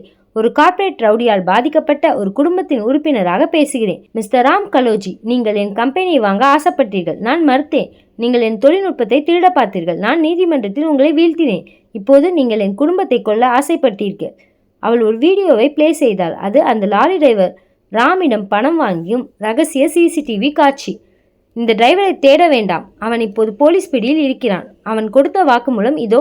நீங்கள் எப்படி இந்த சதியை தீட்டினீர்கள் என்பது உலகிற்கு தெரிந்துவிட்டது என்றாள் மீரா கம்பீரமாக. அது மட்டுமல்லாமல் மீரா ராம் கம்பெனியின் ரகசிய சர்வரில் இருந்து திருடிய தரவுகளை ஒவ்வொன்றாக வெளியிட்டாள். போலி பேட்டன்ட், ராம் எப்படி பழைய தேதிகளை போட்டு பிற நிறுவனங்களின் கண்டுபிடிப்புகளை திருடினான் என்பதற்கான டிஜிட்டல் ஃபிங்கர் பிரிண்ட், சுற்றுச்சூழல் சீர்கேடு, கலோஜி குரூப்ஸ் ஆலைகளில் இருந்து வெளியேறும் நச்சுப்புகையை சுத்திகரிக்காமல் நேரடியாக வளிமண்டலத்தில் கலப்பதற்கான ரகசிய குழாய்களின் வரைபடம், வரி ஏய்ப்பு, வெளிநாட்டு வங்கிகளில் ராம் பதுக்கி வைத்திருக்கும் 2000 கோடி ரூபாய் கருப்பு பணம். ஒட்டுமொத்த இந்தியாவே அதிர்ச்சியில் உறைந்தது. பங்குச்சந்தையில் கலோஜி பங்குகள் மளமளவென சரிந்தன. ஹோட்டலில் காத்து கொண்டிருந்த ஜப்பான் பிரதிநிதி கெஞ்சி சாடோ இந்த நேரலையை பார்த்தார். அவர் ராம் கலோஜியை சந்திக்க திட்டமிட்டிருந்தார். ஆனால் இப்போது அவர் முகத்தில் அருவருப்பு தெரிந்தது. சாடோ சான், இது மீராவின் பொய் பிரச்சாரம் என்று கத்தினான் ராம் ஹோட்டலுக்கு ஓடி வந்து. சாடோ அவரை ஏறெடுத்தும் பார்க்கவில்லை. மிஸ்டர் ராம், ஜப்பானியர்கள் தொழிலை விட தார்மீக விழுமியங்களுக்கு அதிக முக்கியத்துவம் தருபவர்கள். நீங்கள் ஒரு கிரிமினல். உங்களை போன்றவர்களுடன் பேசுவதே எங்களுக்கு அவமானம். ஆரவ் எனர்ஜி சொல்யூஷன்ஸ் தான் எங்களின் ஒரே பார்ட்னர். சாடோ மருத்துவமனைக்கு சென்று ஆரவை சந்தித்தார். ஆரவ், உங்கள் மனைவியின் துணிச்சலை பாராட்டுகிறேன். உங்கள் இந்த ஒப்பந்தத்தை 5 ஆண்டுகளுக்கு நீட்டிக்கிறோம். மேலும் உங்கள் கம்பெனியின் ஒரு பெரிய முதலீட்டை செய்ய போகிறோம். காவல்துறை ராம் கலோஜியின் அலுவலகத்தை சூழ்ந்தது. ராம் தப்பிக்க முயன்றான். ஆனால் போலீசார் அவனை மடக்கி பிடித்தனர். அவனது சொத்துக்கள் அனைத்தும் முடக்கப்பட்டன. சோமுவும் உடந்தையாக இருந்ததற்காக கைது செய்யப்பட்டார். சிறையில் இருந்த ராஜேந்திரனுக்கு இந்த செய்தி எட்டிய போது அவர் அதிர்ச்சியில் மாரடைப்பு ஏற்பட்டு மருத்துவமனையில் அனுமதிக்கப்பட்டார். 1 வாரம் கழிந்தது. சஞ்சய் மெல்ல குணமடைந்து வார்டுக்கு புறப்பட்டான். ஆரவும் மீராவும் அவன் அருகே இருந்தனர். சஞ்சய், நீ செய்த உதவிக்கு ஈடு இணையே இல்லை. நீ இனிமேல் நம் கம்பெனியின் பாதுகாப்பு பிரிவு தலைவராக இருப்பாய். உன்னை நாங்கள் கைவிட மாட்டோம் என்றான் ஆரவ். சஞ்சய் அழுது கொண்டே இருவரின் கைகளையும் பற்றி கொண்டான். மீரா ஜன்னல் வழியாக வெளியே பார்த்தால் சூரியன் பிரகாசமாக உதித்து கொண்டிருந்தது. ஆரவ், இருளை வென்றுவிட்டோம். ஆனால் நம் பயணம் இப்போதுதான் தொடங்குகிறது. ராம் போன்றவர்கள் இன்னும் பலர் இருப்பார்கள். ஆனால் நம்மிடம் உண்மை இருக்கும் வரை எதற்கும் பயப்பட தேவையில்லை என்றாள் மீரா. அன்றே ஆரவ் எனர்ஜி சொல்யூஷன்ஸ் தனது புதிய கிளையை திறப்பதாக அறிவித்தது. அது முழுக்க முழுக்க பெண்களால் இயக்கப்படும் ஒரு சூரிய சக்தி ஆராய்ச்சி மையம். அதன் பெயர் மீரா இன்னோவேஷன் ஹப். அத்தியாயம் 20. சென்னையின் புழல் சிறைச்சாலை. ராம் கலோஜி தனது சிறை அறையில் அமர்ந்து சூரை பார்த்து கொண்டிருந்தான். அவனது பட்டு சட்டைகளும் பல கோடி ரூபாய் மதிப்புள்ள கடிகாரமும் இப்போது இல்லை. ஆனால் அவனது கண்களில் இருந்த அந்த வஞ்சக தீ மட்டும் இன்னும் அணையாமல் எரிந்து கொண்டிருந்தது. அவன் தனது வக்கீல் மூலமாக ஒரு ரகசிய செய்தியை வெளியே அனுப்பினான். அது ஒரு சாதாரண கடிதம் அல்ல, அது ஒரு என்கிரிப்டட் குறியீடு. அந்த செய்தி சென்றடைந்த இடம் உக்ரைனில் இருந்து ஒரு ரகசிய டார்க் வெப் ஹேக்கர் குழுவின் தலைவன் சைபர் உல்ஃப். மீரா, நீ என்னை சிறைக்கு அனுப்பினாய். இப்போது உன் உலகமே இருண்டு போகப் போகிறது. உன் தொழில்நுட்பம், உன் கம்பெனி, உன் குடும்பம் எல்லாம் அழிந்து சாம்பலாவதை நான் இங்கிருந்து வேடிக்கை பார்ப்பேன் என்று ராம் தனக்குள் முணுமுணுத்து கொண்டான். மறுபுறம் ஆரவ் எனர்ஜி சொல்யூஷன்ஸ் அலுவலகத்தில் ஒரு புதிய உற்சாகம் நிலவியது. ஜப்பான் ஆர்டருக்கான 2வது கட்ட பணிகள் முழு வீச்சில் நடந்து கொண்டிருந்தன. மீரா இப்போது மீரா இன்னோவேஷன் ஹப் என்ற புதிய பிரிவில் தனது ஆராய்ச்சியை தீவிரப்படுத்தியிருந்தார். ஆரவ், இதை பார், இதுதான் செல்ஃப் சார்ஜிங் கிராஃபின் பேட்டரி. இது காற்றில் இருக்கும் ஈரப்பதத்தை பயன்படுத்தி தானாகவே சார்ஜ் செய்து கொள்ளும். இது உலக எரிசக்தி துறையிலேயே ஒரு பெரிய புரட்சியை ஏற்படுத்தும் என்றாள் மீரா ஒரு சிறிய நீல நிற பெட்டியை காட்டி. ஆரவ் அவளை வியப்புடன் பார்த்தான். மீரா, உனது கற்பனைக்கு எல்லையே இல்லையா? இது வெற்றி பெற்றால் நாம் உலகிலேயே மிகப்பெரிய பணக்காரர்களாகி விடுவோம். மீரா சிரித்தாள். பணம் முக்கியமில்லை ஆரவ். நம் நாட்டின் தொழில்நுட்பம் உலகம் அளவில் மதிக்கப்பட வேண்டும். அதுதான் என் இலக்கு. அப்போது திடீரென்று கம்பெனியின் அனைத்து கணிகளும் ப்ளூ ஸ்கிரீன் ஆக மாறின. திரையில் ஒரு ஓநாய் உருவம் மின்னியது. அதன் கீழே ஒரு வாசகம் இருந்தது. உன் ஒளி அழியப் போகிறது. அடுத்த 24 மணி நேரத்தில் உன் சர்வர் தரவுகள் அனைத்தும் ஏலத்தில் விடப்படும். சைபர் உல்ஃப். மீரா பதற்றமடைந்தாள். அவள் உடனடியாக மெயின் ஃப்ரேம் சர்வரை அணுக முயன்றாள். ஆனால் அவளது பாஸ்வேர்டுகள் அனைத்தும் செயலிழக்க செய்யப்பட்டிருந்தன. ஆரவ், யாரோ நம் ஃபயர்வாலை உடைத்து உள்ளே வந்துவிட்டார்கள். இது சாதாரண ஹேக்கிங் இல்லை, இது ஒரு ரான்சம்வேர் தாக்குதல். நம் கம்பெனியின் அனைத்து ரகசிய திட்டங்களையும் அவர்கள் லாக் செய்து விட்டார்கள் என்றாள் மீரா வியர்வையை துடைத்தபடி. தர்மலிங்கம் ஐயா ஓடி வந்தா. அம்மா, ஃபேக்ட்ரியில் இருக்கிற ரோபாட்டிக் மிஷின்கள் எல்லாம் தரிகெட்டு ஓடுது. யாரோ அதை ரிமோட் மூலமாக கண்ட்ரோல் பண்ணுறாங்க. தொழிலாளர்கள் காயம் ஏற்பட வாய்ப்பு இருக்கு. உடனே மெயின் பவர் ஆஃப் பண்ணுங்கள் என்று கத்தினாள் மீரா. ஆனால் அதுவும் வேலை செய்யவில்லை. ஹேக்கர்கள் கம்பெனி மின்சார கட்டுப்பாடு அமைப்பையே தங்கள் கையில் எடுத்திருந்தனர். அதே நேரத்தில் ஆரவின் வீட்டில் ஆதிராவை பார்த்து கொண்டிருந்த விசாலாட்சி அம்மாவுக்கு ஒரு ஃபோன் வந்தது. மேடம், நான் ஆரவ் சார் கம்பெனிலேருந்து பேசுகிறேன். கம்பெனியில் ஒரு ஷார்ட் சர்க்கியூட் ஆகிடுச்சு. ஆரவ் சாரும் மீராவும் ஆஸ்பத்திரியில் இருக்காங்க. நீங்கள் குழந்தைய அழைச்சிக்கிட்டு உடனே சிட்டி ஹாஸ்பிட்டலுக்கு வரணும். கார் வாசலில் நிற்குது என்றது ஒரு அந்நிய குரல். பதற்றமடைந்த விசாலாட்சி ஆதிராவை தூக்கி கொண்டு வாசலில் நின்ற காருக்குள் ஏறினார். கார் வேகமாக புறப்பட்டது. ஆனால் அந்த கார் மருத்துவமனைக்கு செல்லாமல் ஊருக்கு வெளியே இருந்த ஒரு பாலடைந்த குடோனை நோக்கி சென்றது. கம்பெனியில் மீரா தனது லேப்டாப்பை எடுத்துக்கொண்டு சர்வர் ரூமுக்குள் நுழைந்தார். ஆரவ், அவர்கள் நம்மை திசை திருப்ப பார்க்கிறார்கள். இது வெறும் சைபர் அட்டாக் மட்டும் இல்லை. ராம் ஏதோ ஒரு பெரிய சதி செய்கிறான். திடீரென்று மீராவின் போனுக்கு ஒரு வீடியோ மெசேஜ் வந்தது. அதில் ஆதிரா ஒரு இருண்ட அறையில் அழுது கொண்டிருப்பது தெரிந்தது. அதன் கீழே ஒரு மெசேஜ் இருந்தது. உன் புதிய கிராஃபின் பேட்டரி ஃபார்முலாவை எங்களுக்கு அனுப்பிவிடு. இல்லை என்றால் உன் மகளை நீ பார்க்க முடியாது. மீரா உடைந்து போனாள். அவளது கால்கள் நடுங்கின. ஆரவ், ஆதிரா, அவர்கள் என் குழந்தையை தூக்கிவிட்டார்கள். ஆரவ் ஆவேசமடைதான். நான் இப்போதே போலீஸுக்கு ஃபோன் செய்கிறேன். வேண்டாம் ஆரவ், அவர்கள் கண்காணித்து கொண்டிருக்கிறார்கள். நாம் போலீஸுக்கு சென்றால் ஆதிராவை கொன்று விடுவார்கள். நான் அவர்களுக்கு ஃபார்முலாவை அனுப்புவது போல் நடிக்க வேண்டும். அதற்குள் அவர்கள் இருக்கும் இடத்தை நான் கண்டுபிடிக்க வேண்டும் என்றாள் மீரா தனது கண்ணீரை துடைத்துக்கொண்டு. மீரா தனது லேப்டாப்பில் ஒரு புதிய சாஃப்ட்வேரை உருவாக்க தொடங்கினார். அது ஒரு டிராக்கர் வைரஸ். அவள் ஹேக்கர்கள் கேட்ட கோப்பை தயார் செய்தாள். ஆனால் அந்த கோப்பிற்குள் ஒரு ரகசிய ட்ரோஜன் ஹார்ஸை ஒளித்து வைத்தாள். ஆரவ், நான் இந்த ஃபார்முலாவை அனுப்பும்போது அவர்கள் அதை திறப்பார்கள். அந்த நொடியில் அவர்களின் உண்மையான லொகேஷன் எனக்கு கிடைத்துவிடும். ஆனால் எனக்கு வெறும் 10 வினாடிகள் மட்டுமே கிடைக்கும் என்றாள் மீரா. அவள் சென்ட் பட்டனை அழுத்தினாள். திரையில் எண்கள் ஓடின. 10, 9, 8. சீக்கிரம் சீக்கிரம், ஆரவ் முணுமுணுத்தான். 3, 2, 1. கிடைத்துவிட்டது. அவர்கள் சென்னையில் அவர்கள் மாமல்லபுரத்திற்கு பின்னால் இருக்கும் ஒரு பழைய உப்பள கிடங்கில் இருக்கிறார்கள். மீரா உடனே குணமடைந்து வந்த சஞ்சய்க்கு ஃபோன் செய்தார். சஞ்சய், ஆதிரா ஆபத்தில் இருக்கிறாள். நான் உனக்கு ஒரு லொகேஷன் அனுப்புகிறேன். நீ அங்கே போ. நாங்கள் பின்னாடியே வருகிறோம். சஞ்சய் தனது காயங்களையும் பொருட்படுத்தாமல் தனது பைக்கை எடுத்துக்கொண்டு பறந்தான். அவன் பின்னால் ஆரவும் மீரவும் மற்றொரு காரில் சென்றனர். கிடங்கிற்குள் ராமின் அடியாட்கள் ஆதிராவை சுற்றி நின்று கொண்டிருந்தனர். அவர்களது கையில் துப்பாக்கிகள் இருந்தன. பாஸ், மீரா ஃபார்முலாவை அனுப்பிட்டா. ஆனால் இது திறந்ததும் நம் சிஸ்டம் கிராஷ் ஆகிடுச்சு. அவன் நம்ம ஏமாத்திட்டா என்று ஒரு ஹேக்கர் கத்தினான். அப்படியென்றால் அந்த குழந்தையை தீர்த்து கட்டுங்கள் என்று உத்தரவிட்டான் அங்கிருந்த தலைவன். சற்றென்று கிடங்கின் மேற்கூரையை உடைத்துக்கொண்டு சஞ்சய் உள்ளே குதித்தான். அவன் ஒரு சிறுத்தையைப் போல பாய்ந்து அங்கிருந்தவர்களை தாக்கினான். துப்பாக்கி சூடு சத்தம் கேட்டது. ஆரவும் மீராவும் உள்ளே நுழைந்தனர்.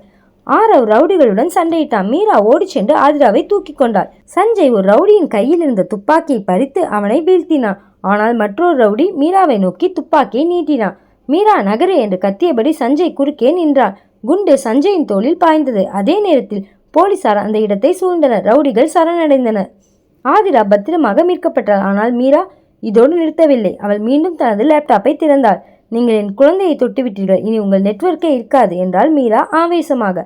அவள் உருவாக்கிய வைரஸ் இப்போது உக்ரைனில் இருந்த அந்த ஹேக்கர் குழுவின் சர்வரை தாக்கத் தொடங்கியது. அடுத்த சில நிமிடங்களில் அந்த ஹேக்கர் குழுவின் அனைத்து வங்கி கணக்குகளும் ரகசிய தகவலும் சர்வதேச காவல்துறையான இன்டர்போல் வசம் ஒப்படைக்கப்பட்டன. உலக அளவில் தேடப்பட்டு வந்த சைபர் உல்ஃப் சிக்கினான். ராம் கலோஜி சிறையில் இருக்கும்போதே அவனது பினாமி சொத்துக்கள் அனைத்தையும் மீரா அரசுக்கு தெரியப்படுத்தினான். ராமுக்கு இப்போது ஆயுள் தண்டனை உறுதியானது. அன்றிரவு மருத்துவமனையில் சஞ்சய் மீண்டும் அனுமதிக்கப்பட்டான். இம்முறை அவனது தியாகம் அவனை அந்த ஊரின் ஹீரோவாக மாற்றியது. ஆரவும் மீராவும் ஆதிராவை நடுவில் வைத்து படுத்து கொண்டிருந்தன. மீரா, நாம் இன்னும் எத்தனை போர்களை சந்திக்க வேண்டும் என்று கேட்டான் ஆரவ். இன்னும் ஒரே ஒரு போர் பாக்கி இருக்கிறது ஆரவ். அது நம் கம்பெனியை உலக நாடுகளுக்கு முன்னால் ஒரு மாபெரும் சக்தியாக நிறுவுவது. நாளை நடக்கும் குளோபல் எனர்ஜி சமிட் தான் நமது கடைசி இலக்கு. அங்கே நம் வெற்றியை உறுதி செய்துவிட்டால் இனி யாராலும் நம்மை தொட முடியாது என்றாள் மீரா. மாமல்லபுரத்தில் அந்த பாலடைந்த கிடங்கில் ஆதிரா மீட்கப்பட்ட பிறகு ஒரு வாரம் அமைதியாக கடந்தது. ஆனால் அந்த அமைதி ஒரு பெரிய போருக்கான முன்னேற்பாடு என்பதை மீரா அறிந்திருந்தார். சஞ்சய் குண்டடிப்பட்ட காயத்திலிருந்து மெல்ல குணமடைந்து வார்டுக்கு மாற்றப்பட்டான். ராம் கலோஜியின் சர்வதேச தொடர்புகள் ஒவ்வொன்றாக அறுக்கப்பட்ட செய்தி சிறையில் இருந்த ராமை பைத்தியமாக்கியது. ஆரவ், நாளைதான் அந்த நாள். World energy expo. உலக நாடுகளின் தலைவர்களும் மிகப்பெரிய முதலீட்டாளர்களும் வரப்போகிறார்கள். நாம் கிராஃபின் செல்ஃப் சார்ஜிங் பேட்டரியை அறிமுகப்படுத்த வேண்டும். அதுதான் ராம் மற்றும் ராஜேந்திரனின் சவப்பெட்டிக்கு நாம் அடிக்கும் கடைசி ஆணி என்றாள் மீரா தனது டேப்லெட்டில் இறுதி தரவுகளை சரிபார்த்தபடி. ஆரவ் அவளது கைகளை பற்றினா. மீரா, இந்த ஒரு வருடத்தில் நாம் இழந்தது அதிகம், ஆனால் அடைந்தது ஒரு பெரிய பாடம். நம்மிடம் உண்மை இருந்தால் உலகம் நம் காலடியில் வரும் என்பதை நீ நிரூபித்து விட்டாய். சென்னையின் பிரம்மாண்டமான வர்த்தக மையத்தில் அந்த விழா தொடங்கியது. அமெரிக்கா, ஜப்பான், ஜெர்மனி என பல நாடுகளின் பிரதிநிதிகள் அங்கே குழுமியிருந்தன. மேடையில் உலகத்தரம் வாய்ந்த கம்பெனிகளின் லோகோக்கள் மின்னின. அதில் ஆரவ் எனர்ஜி சொல்யூஷன்ஸ் லோகோவும் கம்பீரமாக மின்னியது. ராம் கலோஜி சிறையில் இருந்தாலும் அவனது கைக்கூலிகள் இன்னும் வெளியில் இருந்தன. சிறையில் இருந்த ஒரு ரகசிய தகவலை ராம் அனுப்பியிருந்தான். மீரா மேடையில் பேசும்போது அந்த பேட்டரியை வெடிக்க செய்ய வேண்டும். அந்த தொழில்நுட்பம் தோல்வி என்று உலகிற்கு தெரிய வேண்டும். அவமானத்திலே அவள் சாக வேண்டும். ராமின் ஆட்கள் டெக்னீஷியன்கள் போல வேடமணிந்து அரங்கிற்குள் நுழைந்தனர். மீரா காட்சிப்படுத்த வைத்திருந்த அந்த புதிய பேட்டரியின் வோல்டேஜ் கண்ட்ரோலர் கருவியில் ஒரு சிறிய வெடிகுண்டை அவர்கள் ரகசியமாக பொருத்தினர். மேடையில் மீராவின் பெயர் அறிவிக்கப்பட்டது. உலகமே அவளை பார்த்தது. ஒரு சாதாரண பெண்ணாக தனது பயணத்தை தொடங்கி இன்று ஒரு சர்வதேச தொழில்நுட்ப மேதையாக அவள் நின்றாள்.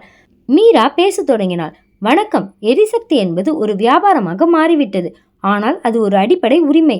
பெட்ரோலுக்காகவும் மின்சாரத்திற்காகவும் நாடுகள் போர் செய்கின்றன. ஆனால் நாம் ஏன் இயற்கையிலிருந்து அதை பெறக்கூடாது? இதோ எங்களின் புதிய கண்டுபிடிப்பு. இது காற்றில் இருக்கும் ஈரப்பதத்தை மின்சாரமாக மாற்றும் திறன் கொண்டது. இதற்கு சார்ஜிங் பாயிண்ட் தேவையில்லை, ஒயர்கள் தேவையில்லை. அரங்கம் கைத்தட்டலால் அதிர்ந்தது. அப்போது கூட்டத்தில் இருந்த ராமினால் தனது ரிமோட்டை அழுத்தினான். திடீரென்று மீரா அருகில் இருந்த பேட்டரியிலிருந்து ஒரு விசித்திரமான சத்தம் கேட்டது. அதன் வெப்பநிலை மளமளவென உயர்ந்தது. அரங்கில் இருந்த சென்சார்கள் அபாய ஒலியை எழுப்பின. பாருங்கள், அவள் கண்டுபிடிப்பு ஆபத்தானது, அது வெடிக்கப் போகிறது என்று ஒருவன் கத்தினான். கூட்டத்தில் சலசலப்பு ஏற்பட்டது. ஜப்பான் பிரதிநிதி சாடோ-சான் பதற்றமடைந்து, மீரா வெளியே வாருங்கள், அது ஆபத்து. ஆனால் மீரா நகரவில்லை. அவள் புன்னகைத்தாள். அவள் ஏற்கனவே ராமின் சதியை எதிர்பார்த்திருந்தாள். யாரும் பயப்பட வேண்டாம், இது ஒரு ஸ்ட்ரெஸ் டெஸ்ட் என்று வைத்துக் கொள்ளுங்கள். யாரோ ஒருவர் என் பேட்டரியை ஹேக் செய்ய முயல்கிறார்கள் என்பது எனக்கு தெரியும். ஆனால் என் பேட்டரியில் நான் ஒரு ஆட்டோ கூல் சிஸ்டத்தை பொருத்தியிருக்கிறேன் என்றால் மீரா அமைதியாக. அந்த கையில் இருந்த ஸ்மார்ட் வாட்சை தட்டினாள். அடுத்த நொடியே அந்த பேட்டரியின் வெப்பம் குறைந்தது. அது வெடிப்பதற்கு பதிலாக அதிலிருந்து ஒரு நீல நிற ஒளி புறப்பட்டு அந்த அரங்கத்தின் அத்தனை விளக்குகளையும் எரிய செய்தது. இப்போது பாருங்கள், இந்த அரங்கம் முழுவதற்குமான மின்சாரத்தை இந்த ஒரு சிறிய பெட்டி வழங்குகிறது. ராம் கலோஜி அவர்களே, நீங்கள் சிறையில் இருந்து அனுப்பிய அந்த சிக்னலை நான் ரீடைரக்ட் செய்து உங்கள் கம்பெனியின் மெயின் சர்வரையை இப்போது முடக்கிவிட்டேன். அரங்கில் இருந்த திரையில் ராம் கலோஜியின் கம்பெனியில் நடக்கும் சட்டவிரோத பணப்பரிமாற்றங்கள் நேரலையாக ஒளிபரப்பப்பட்டன. ராம் ஆட்கள் போலீசாரால் அரங்கிலேயே கைது செய்யப்பட்டனர். அதே நேரத்தில் மருத்துவமனையில் இருந்த ராஜேந்திரன் டிவியில் மீராவின் வெற்றியையும் ராமின் அழிவையும் பார்த்தார். அவரது முகம் கோரமானது. சோமு, நாம தோத்துட்டோம்டா, அந்த பொண்ணு நம்மளை பிச்சைக்காரனாக்கிட்டா என்று கதறினார். அப்போது அறைக்குள் ஒரு போலீஸ் அதிகாரி நுழைந்தார். ராஜேந்திரன், உங்கள் மீது கொலை முயற்சி மற்றும் தேச துரோக வழக்குகள் பதிவு செய்யப்பட்டுள்ளன. நீங்கள் டிஸ்சார்ஜ் ஆனதும் நேராக சிறைக்குத்தான் வர வேண்டும் என்றார். ராஜேந்திரன் தனது அதிகாரமும் பணமும் செல்லா காசாக்கிவிட்டதை உணர்ந்தார். அவரது இதயம் அந்த அதிர்ச்சியை தாங்க முடியாமல் நின்றது. அவர் ஒரு தோல்வியுற்ற மனிதனாக தனது இறுதி மூச்சை விட்டார். 6 மாதங்களுக்கு பிறகு ஆரவ் எனர்ஜி சொல்யூஷன்ஸ் இப்போது ஏசியாவின் சிறந்த பசுமை எரிசக்தி நிறுவனம் என்ற விருதை பெற்றது. சஞ்சய் இப்போது முழுமையாக குணமடைந்து அந்த கம்பெனியின் செக்யூரிட்டி போர்டில் ஒரு முக்கிய பொறுப்பில் இருந்தான். அவன் தனது பழைய நண்பர்களை திருத்தி அவர்களுக்கு அங்கேயே வேலை கொடுத்திருந்தான். விசாலாட்சி அம்மா இப்போது மீராவை தனது மகளாகவே பார்க்க தொடங்கினார். ஆதிரா இப்போது மெல்ல நடக்கத் தொடங்கியிருந்தாள். ஒரு மாலை நேரத்தில் ஆரோவும் மீராவும் தங்கள் கம்பெனியின் மொட்டை மாடியில் நின்றிருந்தனர். கீழே தொழிலாளர்கள் மகிழ்ச்சியாக வீடு திரும்பிக் கொண்டிருந்தனர். மீரா, பல வருடங்களுக்கு முன்னால் நாம் ஒரு சிறிய கம்பெனியை தொடங்க ஆசைப்பட்டோம். இன்று உலகத்தையே மாற்றியிருக்கிறோம். இதெல்லாம் எப்படி சாத்தியமானது என்று கேட்டான் ஆரவ். மீரா ஆதிராவை தூக்கி கொண்டு மறையும் சூரியனை பார்த்தபடி சொன்னாள். அறிவும் அன்பும் அஞ்சாத நேர்மையும் ஒன்று சேர்ந்தால் எந்த ஒரு இருளையும் வெல்ல முடியும் ஆரவ். இது வெறும் என் வெற்றி அல்ல, இது நீதியை பின்தொடரும் ஒவ்வொரு சாமானியனின் வெற்றி. வானத்தில் நட்சத்திரங்கள் மின்னத் தொடங்கின. ஆனால் மீராவின் கண்களில் அதைவிட பிரகாசமான ஒரு ஒளி தெரிந்தது. அது ஒரு புதிய உலகத்திற்கான ஒளி. முற்றும். இதோட இந்த கதை நிறைவடையுது. உங்களுக்கு இந்த கதை பிடிச்சிக்குன்னு நினைக்கிறேன். கதை பிடிச்சிருந்தா மறக்காமல் லைக் பண்ணுங்கள். கதையை பற்றின கருத்துக்களை கமெண்ட்ஸில் ஷேர் பண்ணுங்கள். மீண்டும் இதே மாதிரி ஒரு இன்ட்ரெஸ்டிங்கான கதையோட சந்திக்கலாம். Thanks for listening.